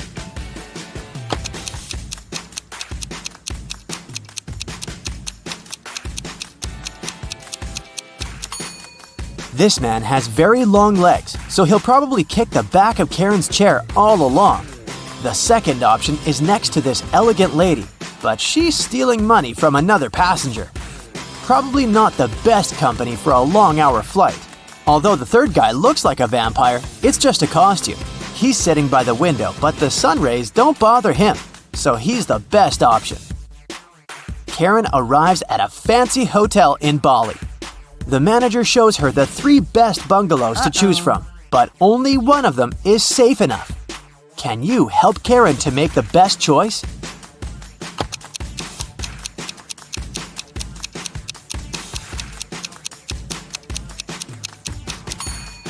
The first bungalow doesn't have a door, which makes Karen an easy target for robbers and mosquitoes. And there's a scorpion under the bed in the third bungalow, so she should choose the second one. On the beach, Karen meets 3 ladies who claim to be millionaires and show her pictures to prove it. But one of them is fake rich. Can you guess who?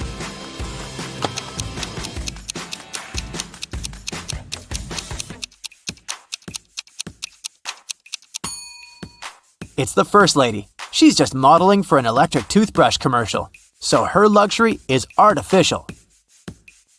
Karen is walking down the shore and sees a party. It's a beach wedding, so the bride and groom don't wear traditional costumes. Can you find the newlyweds among these people?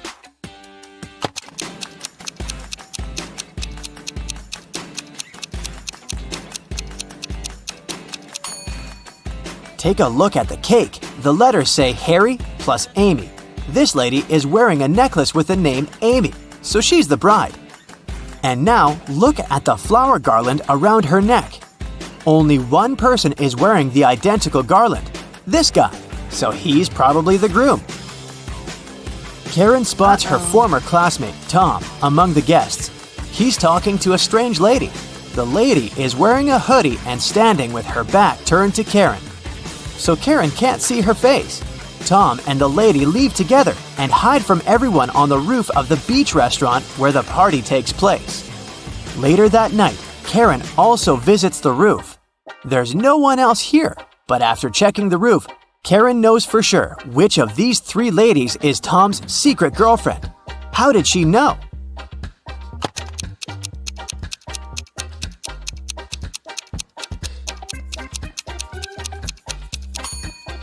The third lady's dress is decorated with gold sequins. She lost one sequin on the roof. Tom sees Karen and invites her for a walk along the shore. She spots 4 weird things right away. Can you see them too?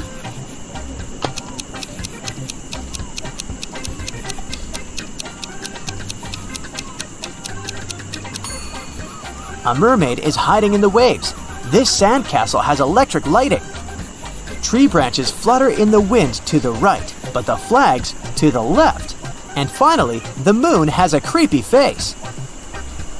The next morning, Karen goes to the buffet breakfast. She wants to get a smoothie, but there's no information about the ingredients in English. Unfortunately, Karen is allergic to strawberries. Can you figure out which smoothies are safe for her?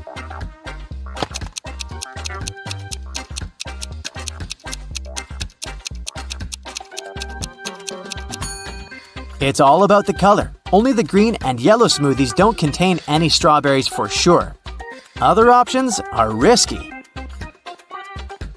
Karen enters a spa center. The manager asks her to wait for 15 minutes. Karen takes a seat and falls asleep. She wakes up after a while and finds out that someone had given her a heart-shaped tattoo. She questions 3 suspects. Bobby, the client, says, "Lady, I've just arrived on my motorbike. If I see any crazy tattoo artists around here, I'll tell you." Leah says, "I've been cleaning the bathroom within the last 30 minutes. And Tony, the massage therapist, says, Sorry, I was busy with my client, so I didn't look at you at all. Who's lying?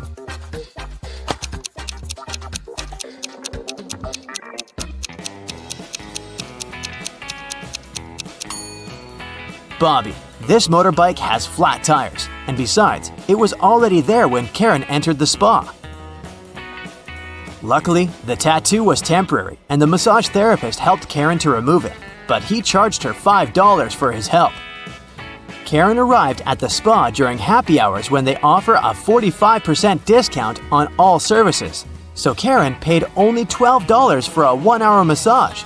Also, she had a pedicure for $7. When Karen left, she found a $50 bill on the ground. How much money did Karen spend in total? Can you count?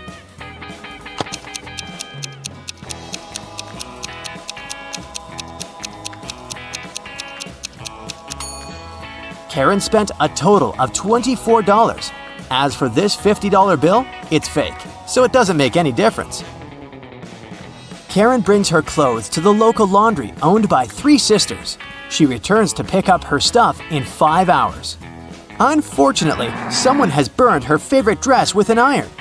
Karen gets furious and questions the sisters. Mia says, "I didn't iron today, it must be Pia." Pia says, Nah, I was planting roses in the garden all day. It must be Gia. and Gia says, "I don't know who's guilty because I've been away all day." Who burned Karen's dress?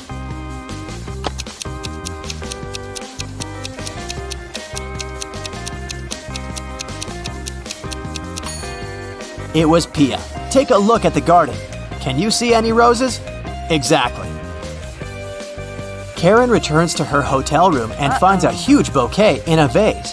The note says, "Love, your secret admirer." Karen calls the reception to find out more.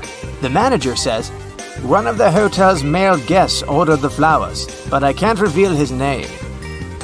Only 3 male guests stay in this hotel at the moment: Hans, Jacques, and Will. Karen meets them all at the beach and spots her secret admirer right away. Do you have any clue who it might be?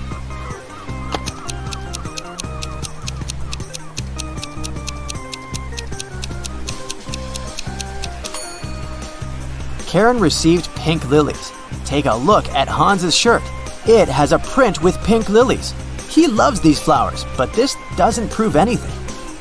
Will has a tan line from a wedding ring, and he's taking pictures of his wife surfing. But Jacques is writing in the sand, and his handwriting looks suspiciously similar to the love note. Spotted! Karen and Jacques go for a walk. He brings her to a pier with 3 boats. Jacques says, "If you manage to guess where my boat is, I'm going to give it away to you."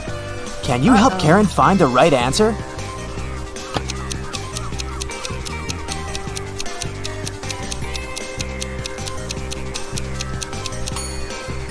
Someone's sleeping on the second boat, but this doesn't mean that the person is the owner. The third boat is called Jacques, but this name is quite popular. Let's take a closer look at the first boat. Can you see the red trousers on a hanger? They match perfectly with Jacques' jacket. Therefore, this is his boat. Atlas woke up in the attic of an abandoned house. He tried to find a way out of the house, but all he could find was a room with 3 doors. Each door hid a different danger. The windows and floor of the room behind the first door were made entirely of the magnifying glass, which meant that sunlight burned anyone who entered. The second door hid a room filled with toxic gas. And behind the third door, there was a hungry lion. Which door should Atlas choose to escape?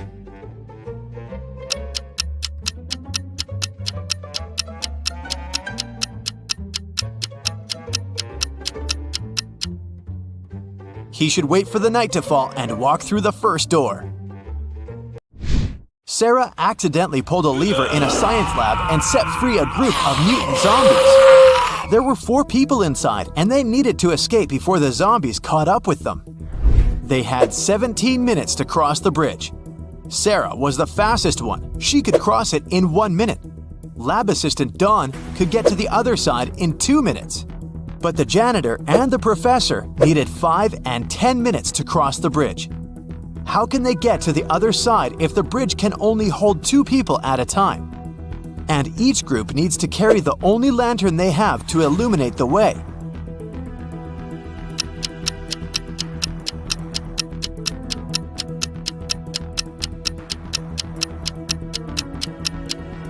Here's how it works. Sarah and Dawn cross first, carrying the lantern. It takes them 2 minutes. Then, Sarah runs back with the lantern. She hands the lantern to the professor and the janitor. They cross the bridge together in 10 minutes. That makes 13 minutes. Dawn grabs the lantern and dashes across the bridge to help Sarah get across. It takes him 2 minutes to get her, and then they need 2 minutes to return. Sarah and Dawn arrive safely, just in time to cut the rope. One evening, Beth called the police to report a crime. She told the officer that she had just been robbed and asked the police to come to her house straight away. When the police arrived at Beth's place, they found her tied up in a chair in the middle of her living room. They asked her what happened, and she told them that a masked guy had broken into her house, stolen all her money, and tied her up in a chair. The police immediately arrested Beth for misreporting. Why?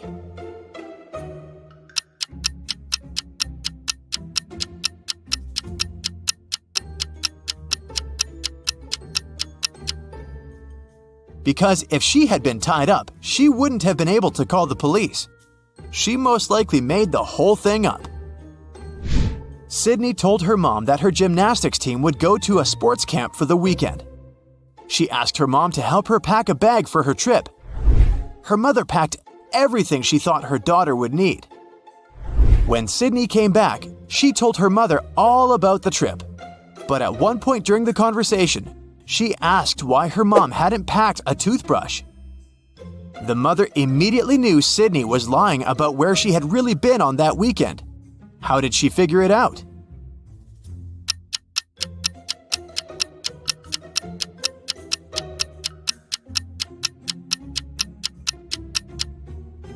Because Sydney's mother did actually pack a toothbrush, but she put it under Sydney's gymnastics clothes.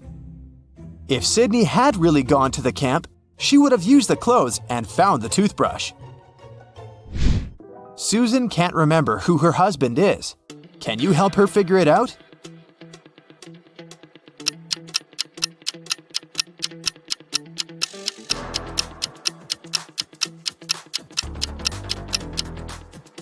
Well, it must be the guy on the left. Look, they're wearing matching rings. Kimberly discovered 3 bags in an old attic. There was also a note. It said that there was $1 million inside one of the bags. It also added that the other 2 bags were empty. Kimberly only had one chance to figure out which bag had the cash. And only one of the messages written on the bags was true. On the first bag, it was written, "The cash is not here." On the second bag, it was written, "The cash is not here." The last bag claimed, "The cash is in the second bag." If you were Kimberly, which bag would you choose?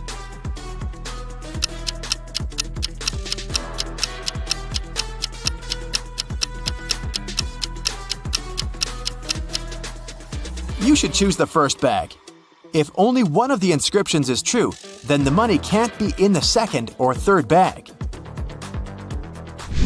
Ben asked his boss for some time off. He wanted to go on an expedition to Antarctica. His boss allowed him to go on one condition. Ben had to send him pictures every day, and that's what Ben did. He sent his boss many different pictures on his icy adventure. On Ben's first day back at work, his boss fired him, saying Ben had lied to him and he had never been to Antarctica. How did the boss know?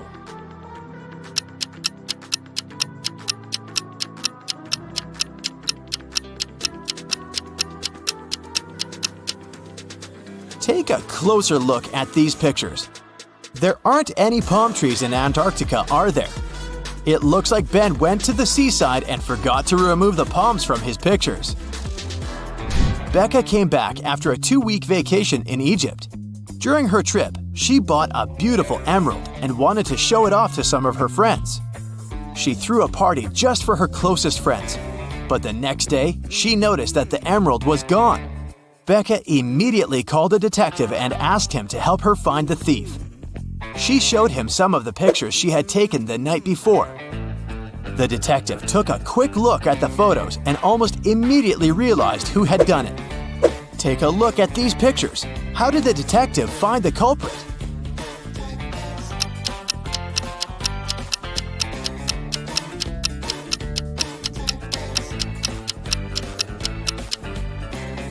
Look at the girl wearing a hat. At 1 a.m., her hat is flat. But at 2 a.m., her hat suddenly becomes pointy. Weirdly imitating the shape of the emerald, she must be the thief. On a rainy evening, Dylan is driving home. He passes by a bus stop. 3 people standing there ask him for a ride. Dylan has only one seat in his car to offer, but he really wants to help all these people. It's an elderly lady that seems to be freezing. a doctor who claims that he needs to get to the hospital for an urgent appointment. And there's also the woman Dylan has a crush on. What should Dylan do to help everyone?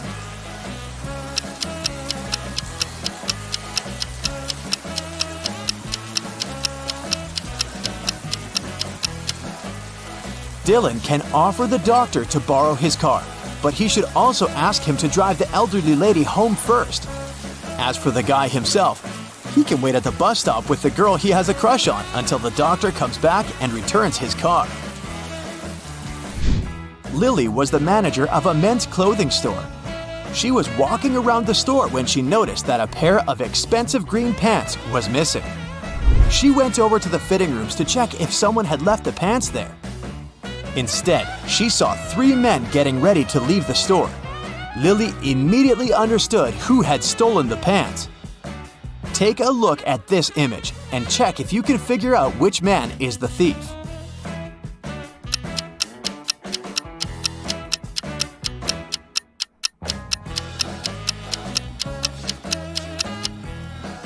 It's the man on the right. He's wearing black pants, but you can see something green peeking from under his pant legs. He must be wearing the stolen pants under his own. Josh was walking through a forest at night and came across an old castle. Pretty soon, he met 3 cloaked figures. When Josh asked them who they were, they answered that they were 2 werewolves and 1 vampire. The trio told Josh that he had made a bad decision when he entered the castle. They also said they wouldn't let him leave unless Josh outsmarted them. Josh had to guess which one of them was the vampire. The guy was only allowed to ask each one of them 1 question. And it couldn't be, "Are you a vampire?" After a few minutes of thinking, Josh asked, "What's your eye color?" He guessed who the vampire was and was allowed to leave the castle. Why did he ask this? And how did that question help him?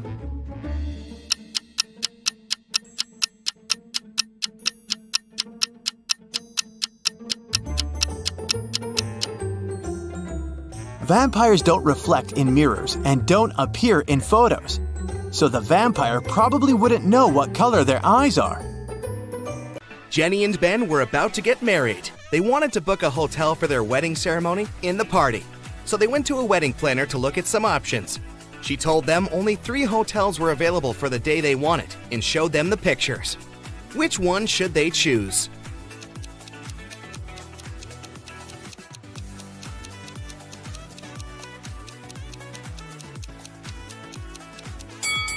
Take a closer look at the 3rd floor windows of the first hotel. In the last window on the right, there's a creepy shadow of a monster that appears and disappears. 5 stars or not, no one would like to get married in a haunted place unless they're an Addams Family member. In the 3rd hotel, only has 2 stars. It probably doesn't have the facilities to host a wedding, so the best choice is the 2nd hotel. Great choice, the wedding planner said, and you're in luck because they actually have a great discount offer. If you can answer this riddle correctly, you won't have to pay for the ballroom rental. Here it is. Those who have it, do not say it. Those who take it, do not know it. Those who know it, do not want it. What is it? Do you know the answer?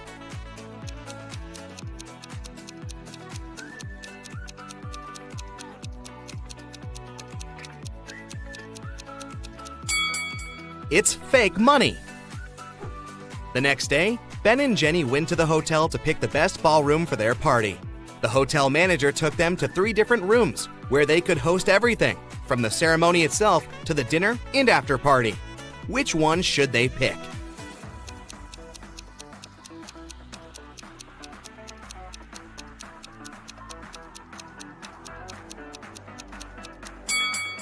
Do you see a little mouse hole in the corner of the first ballroom? The couple wouldn't want such uninvited guests at their party. As for the second ballroom, the chandelier looks like it might fall down any minute. Not the safest option, so they should pick the 3rd ballroom. It was time for Ben and Jenny to pick the wedding menu. Since they were not paying for the venue, they wanted to spare no expense in serving food that the guests would never forget. That's why they called 3 different Michelin star chefs. Each of them prepared a different dish and presented them for a tasting. Which chef, and therefore which dish, should they go for?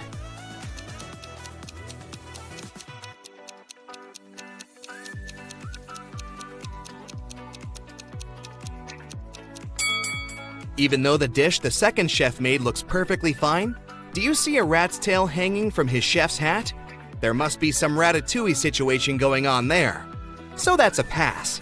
The third dish looks like spaghetti, right? Well, look again. Those are actually very thin snakes. Exotic flavors might not be the best option, so they better go with the classical burger that the first chef made. Before they made their wedding vows, Jenny had to say yes to a dress.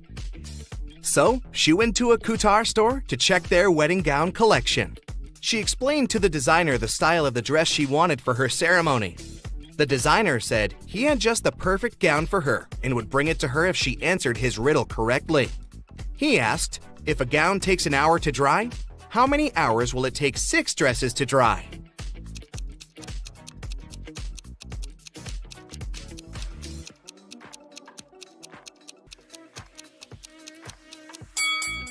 It'll still take 1 hour because they'll all dry at the same time. Ben had one last item to buy on his wedding shopping list, and it was what fastens 2 people yet touches only one. Can you figure out what it is?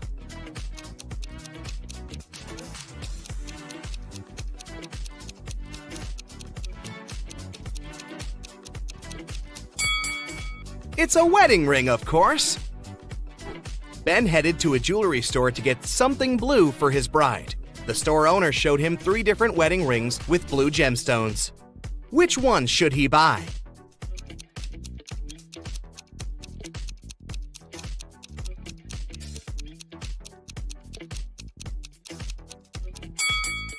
The second ring has an engraving inside, so it must have belonged to someone else before. The gemstone on the third ring has a tiny crack in it. That can only mean it's made of glass or even plastic. So, Ben should buy the first ring with a sapphire. Next, Ben and Jenny were going to send out invitations. One print shop offered them 3 different versions of invitations. Which one should they choose?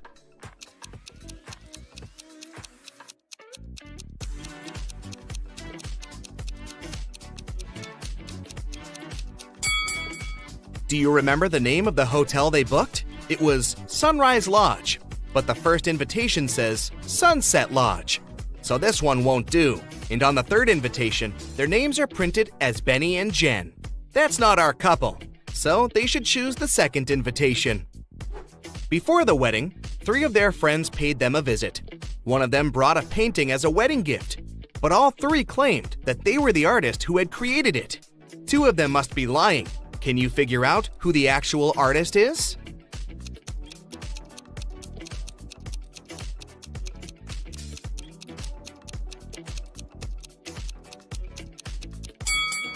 Take a look at the signature on the painting.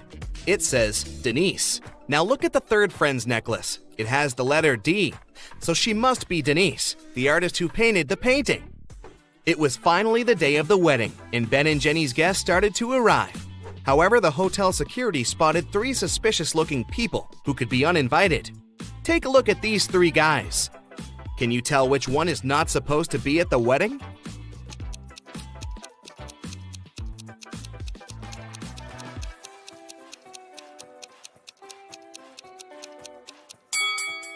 Do you see the hotel wristbands that say Ben and Jenny, that the second and the third guys are wearing? That can only mean they are actually invited. So it's the first guy who's crushing the wedding. Sorry, dude, no free drinks for you. After the vows were exchanged, it was time to party. As Ben and Jenny were dancing, someone spilled their drink on Jenny's dress, but no one saw who it was. Jenny spotted 3 people who could have done it. Take a look at them. Can you tell who ruined her dress?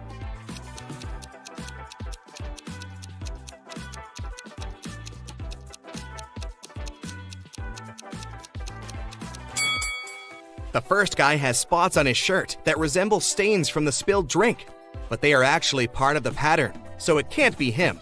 The third lady looks clean, but the hem of the second lady's skirt looks dirty, so it must be her who did it. After the ceremony ended, Ben and Jenny wanted to take a photo to capture the moment forever. But take a look at it. There's something strange about it. Can you spot what it is?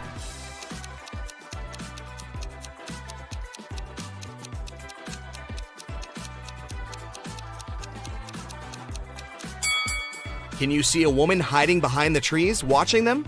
She is wearing a witch hat, but it's a wedding ceremony and not a costume party. Creepy. Right before leaving, Jenny suddenly vanished.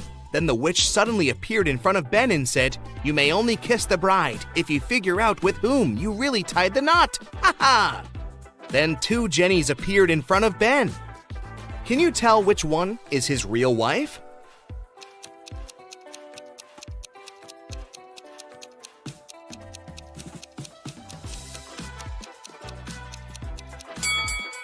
Remember the wedding photo? The Jenny on the left is the real one because her tattoo is on the same side as in the photo. Now that Ben and Jenny's wedding was over, phew, it was time for them to pick a honeymoon destination. They went to a travel agency to book a tour. The travel agent offered them 3 different holiday destinations: Ibiza, Cannes, in the Caribbean. Which one should they go to?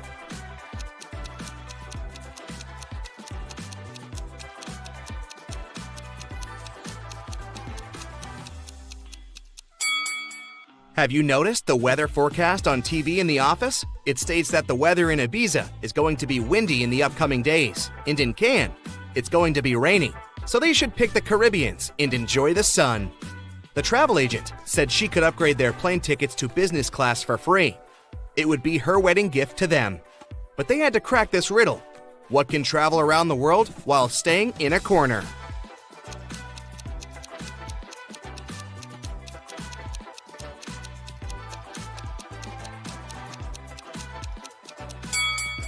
It's a stamp.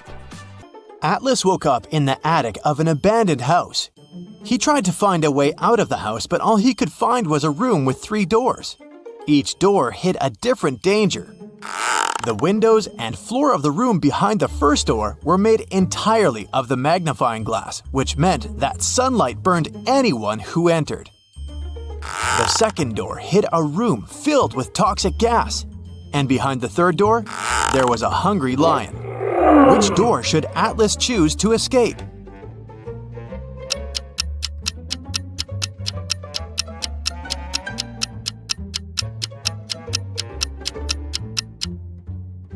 He should wait for the night to fall and walk through the first door.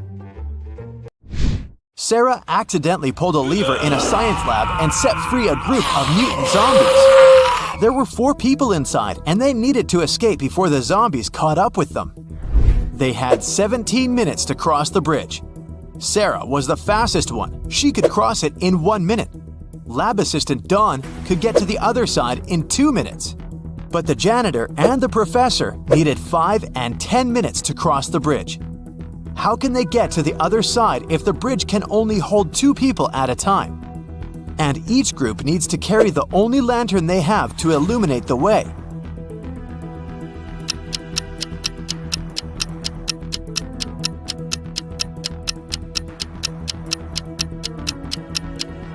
Here's how it works. Sarah and Dawn cross first, carrying the lantern. It takes them 2 minutes. Then, Sarah runs back with the lantern. She hands the lantern to the professor and the janitor. They cross the bridge together in 10 minutes. That makes 13 minutes. Dawn grabs the lantern and dashes across the bridge to help Sarah get across. It takes him 2 minutes to get her, and then they need 2 minutes to return.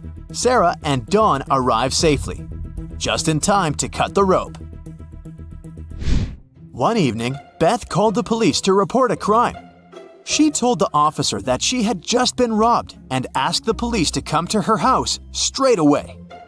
When the police arrived at Beth's place, they found her tied up in a chair in the middle of her living room. They asked her what happened, and she told them that a masked guy had broken into her house, stolen all her money, and tied her up in a chair. The police immediately arrested Beth for misreporting. Why?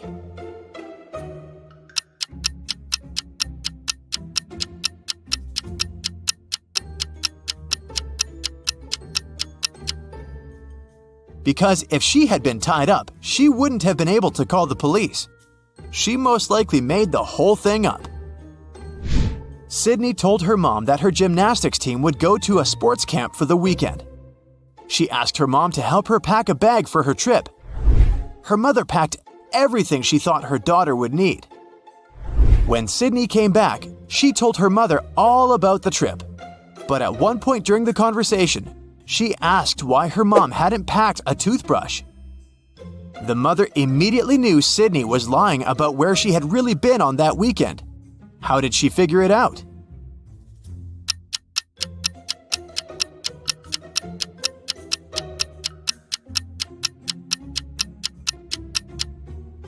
Because Sydney's mother did actually pack a toothbrush, but she put it under Sydney's gymnastics clothes. If Sydney had really gone to the camp, she would have used the clothes and found the toothbrush. Susan can't remember who her husband is. Can you help her figure it out?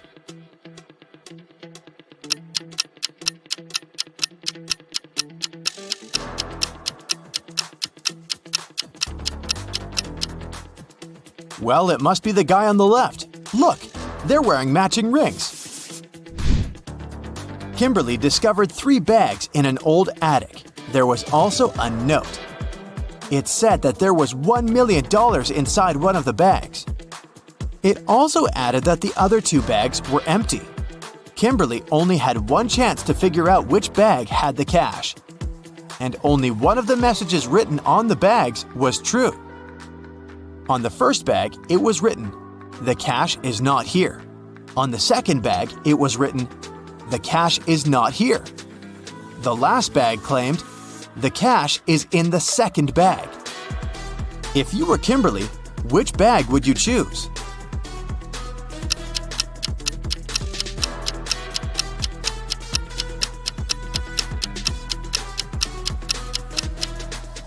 You should choose the first bag. If only one of the inscriptions is true, then the money can't be in the second or third bag. Ben asked his boss for some time off. He wanted to go on an expedition to Antarctica. His boss allowed him to go on one condition. Ben had to send him pictures every day, and that's what Ben did. He sent his boss many different pictures on his icy adventure. On Ben's first day back at work, his boss fired him, saying Ben had lied to him and he had never been to Antarctica. How did the boss know?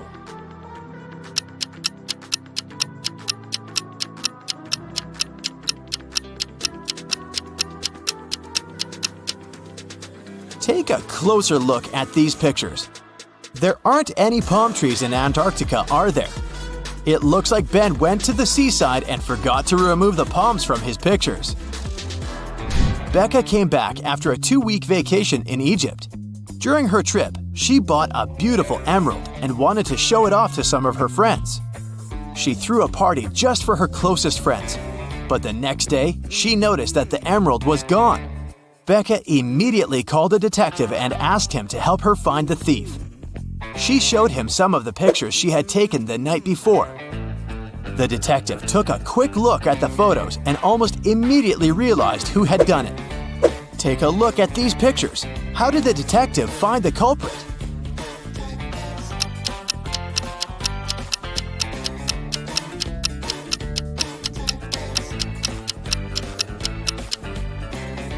Look at the girl wearing a hat. At 1 a.m., her hat is flat. But at 2 a.m., her hat suddenly becomes pointy. Weirdly imitating the shape of the emerald, she must be the thief. On a rainy evening, Dylan is driving home. He passes by a bus stop. 3 people standing there ask him for a ride. Dylan has only one seat in his car to offer, but he really wants to help all these people. It's an elderly lady that seems to be freezing, a doctor who claims that he needs to get to the hospital for an urgent appointment. And there's also the woman Dylan has a crush on. What should Dylan do to help everyone?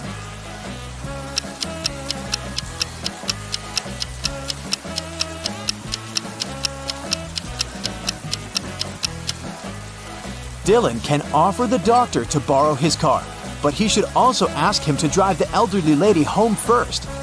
As for the guy himself, he can wait at the bus stop with the girl he has a crush on until the doctor comes back and returns his car.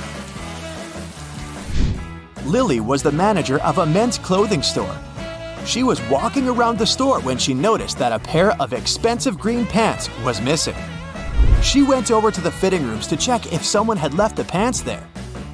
Instead, she saw 3 men getting ready to leave the store. Lily immediately understood who had stolen the pants. Take a look at this image and check if you can figure out which man is the thief.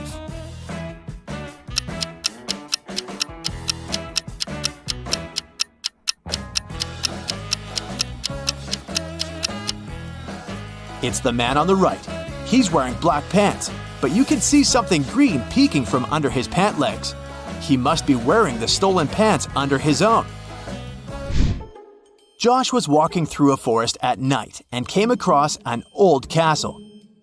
Pretty soon, he met 3 cloaked figures. When Josh asked them who they were, they answered that they were 2 werewolves and 1 vampire. The trio told Josh that he had made a bad decision when he entered the castle. They also said they wouldn't let him leave unless Josh outsmarted them. Josh had to guess which one of them was the vampire. The guy was only allowed to ask each one of them 1 question. And it couldn't be, "Are you a vampire?" After a few minutes of thinking, Josh asked, "What's your eye color?" He guessed who the vampire was and was allowed to leave the castle. Why did he ask this? And how did that question help him?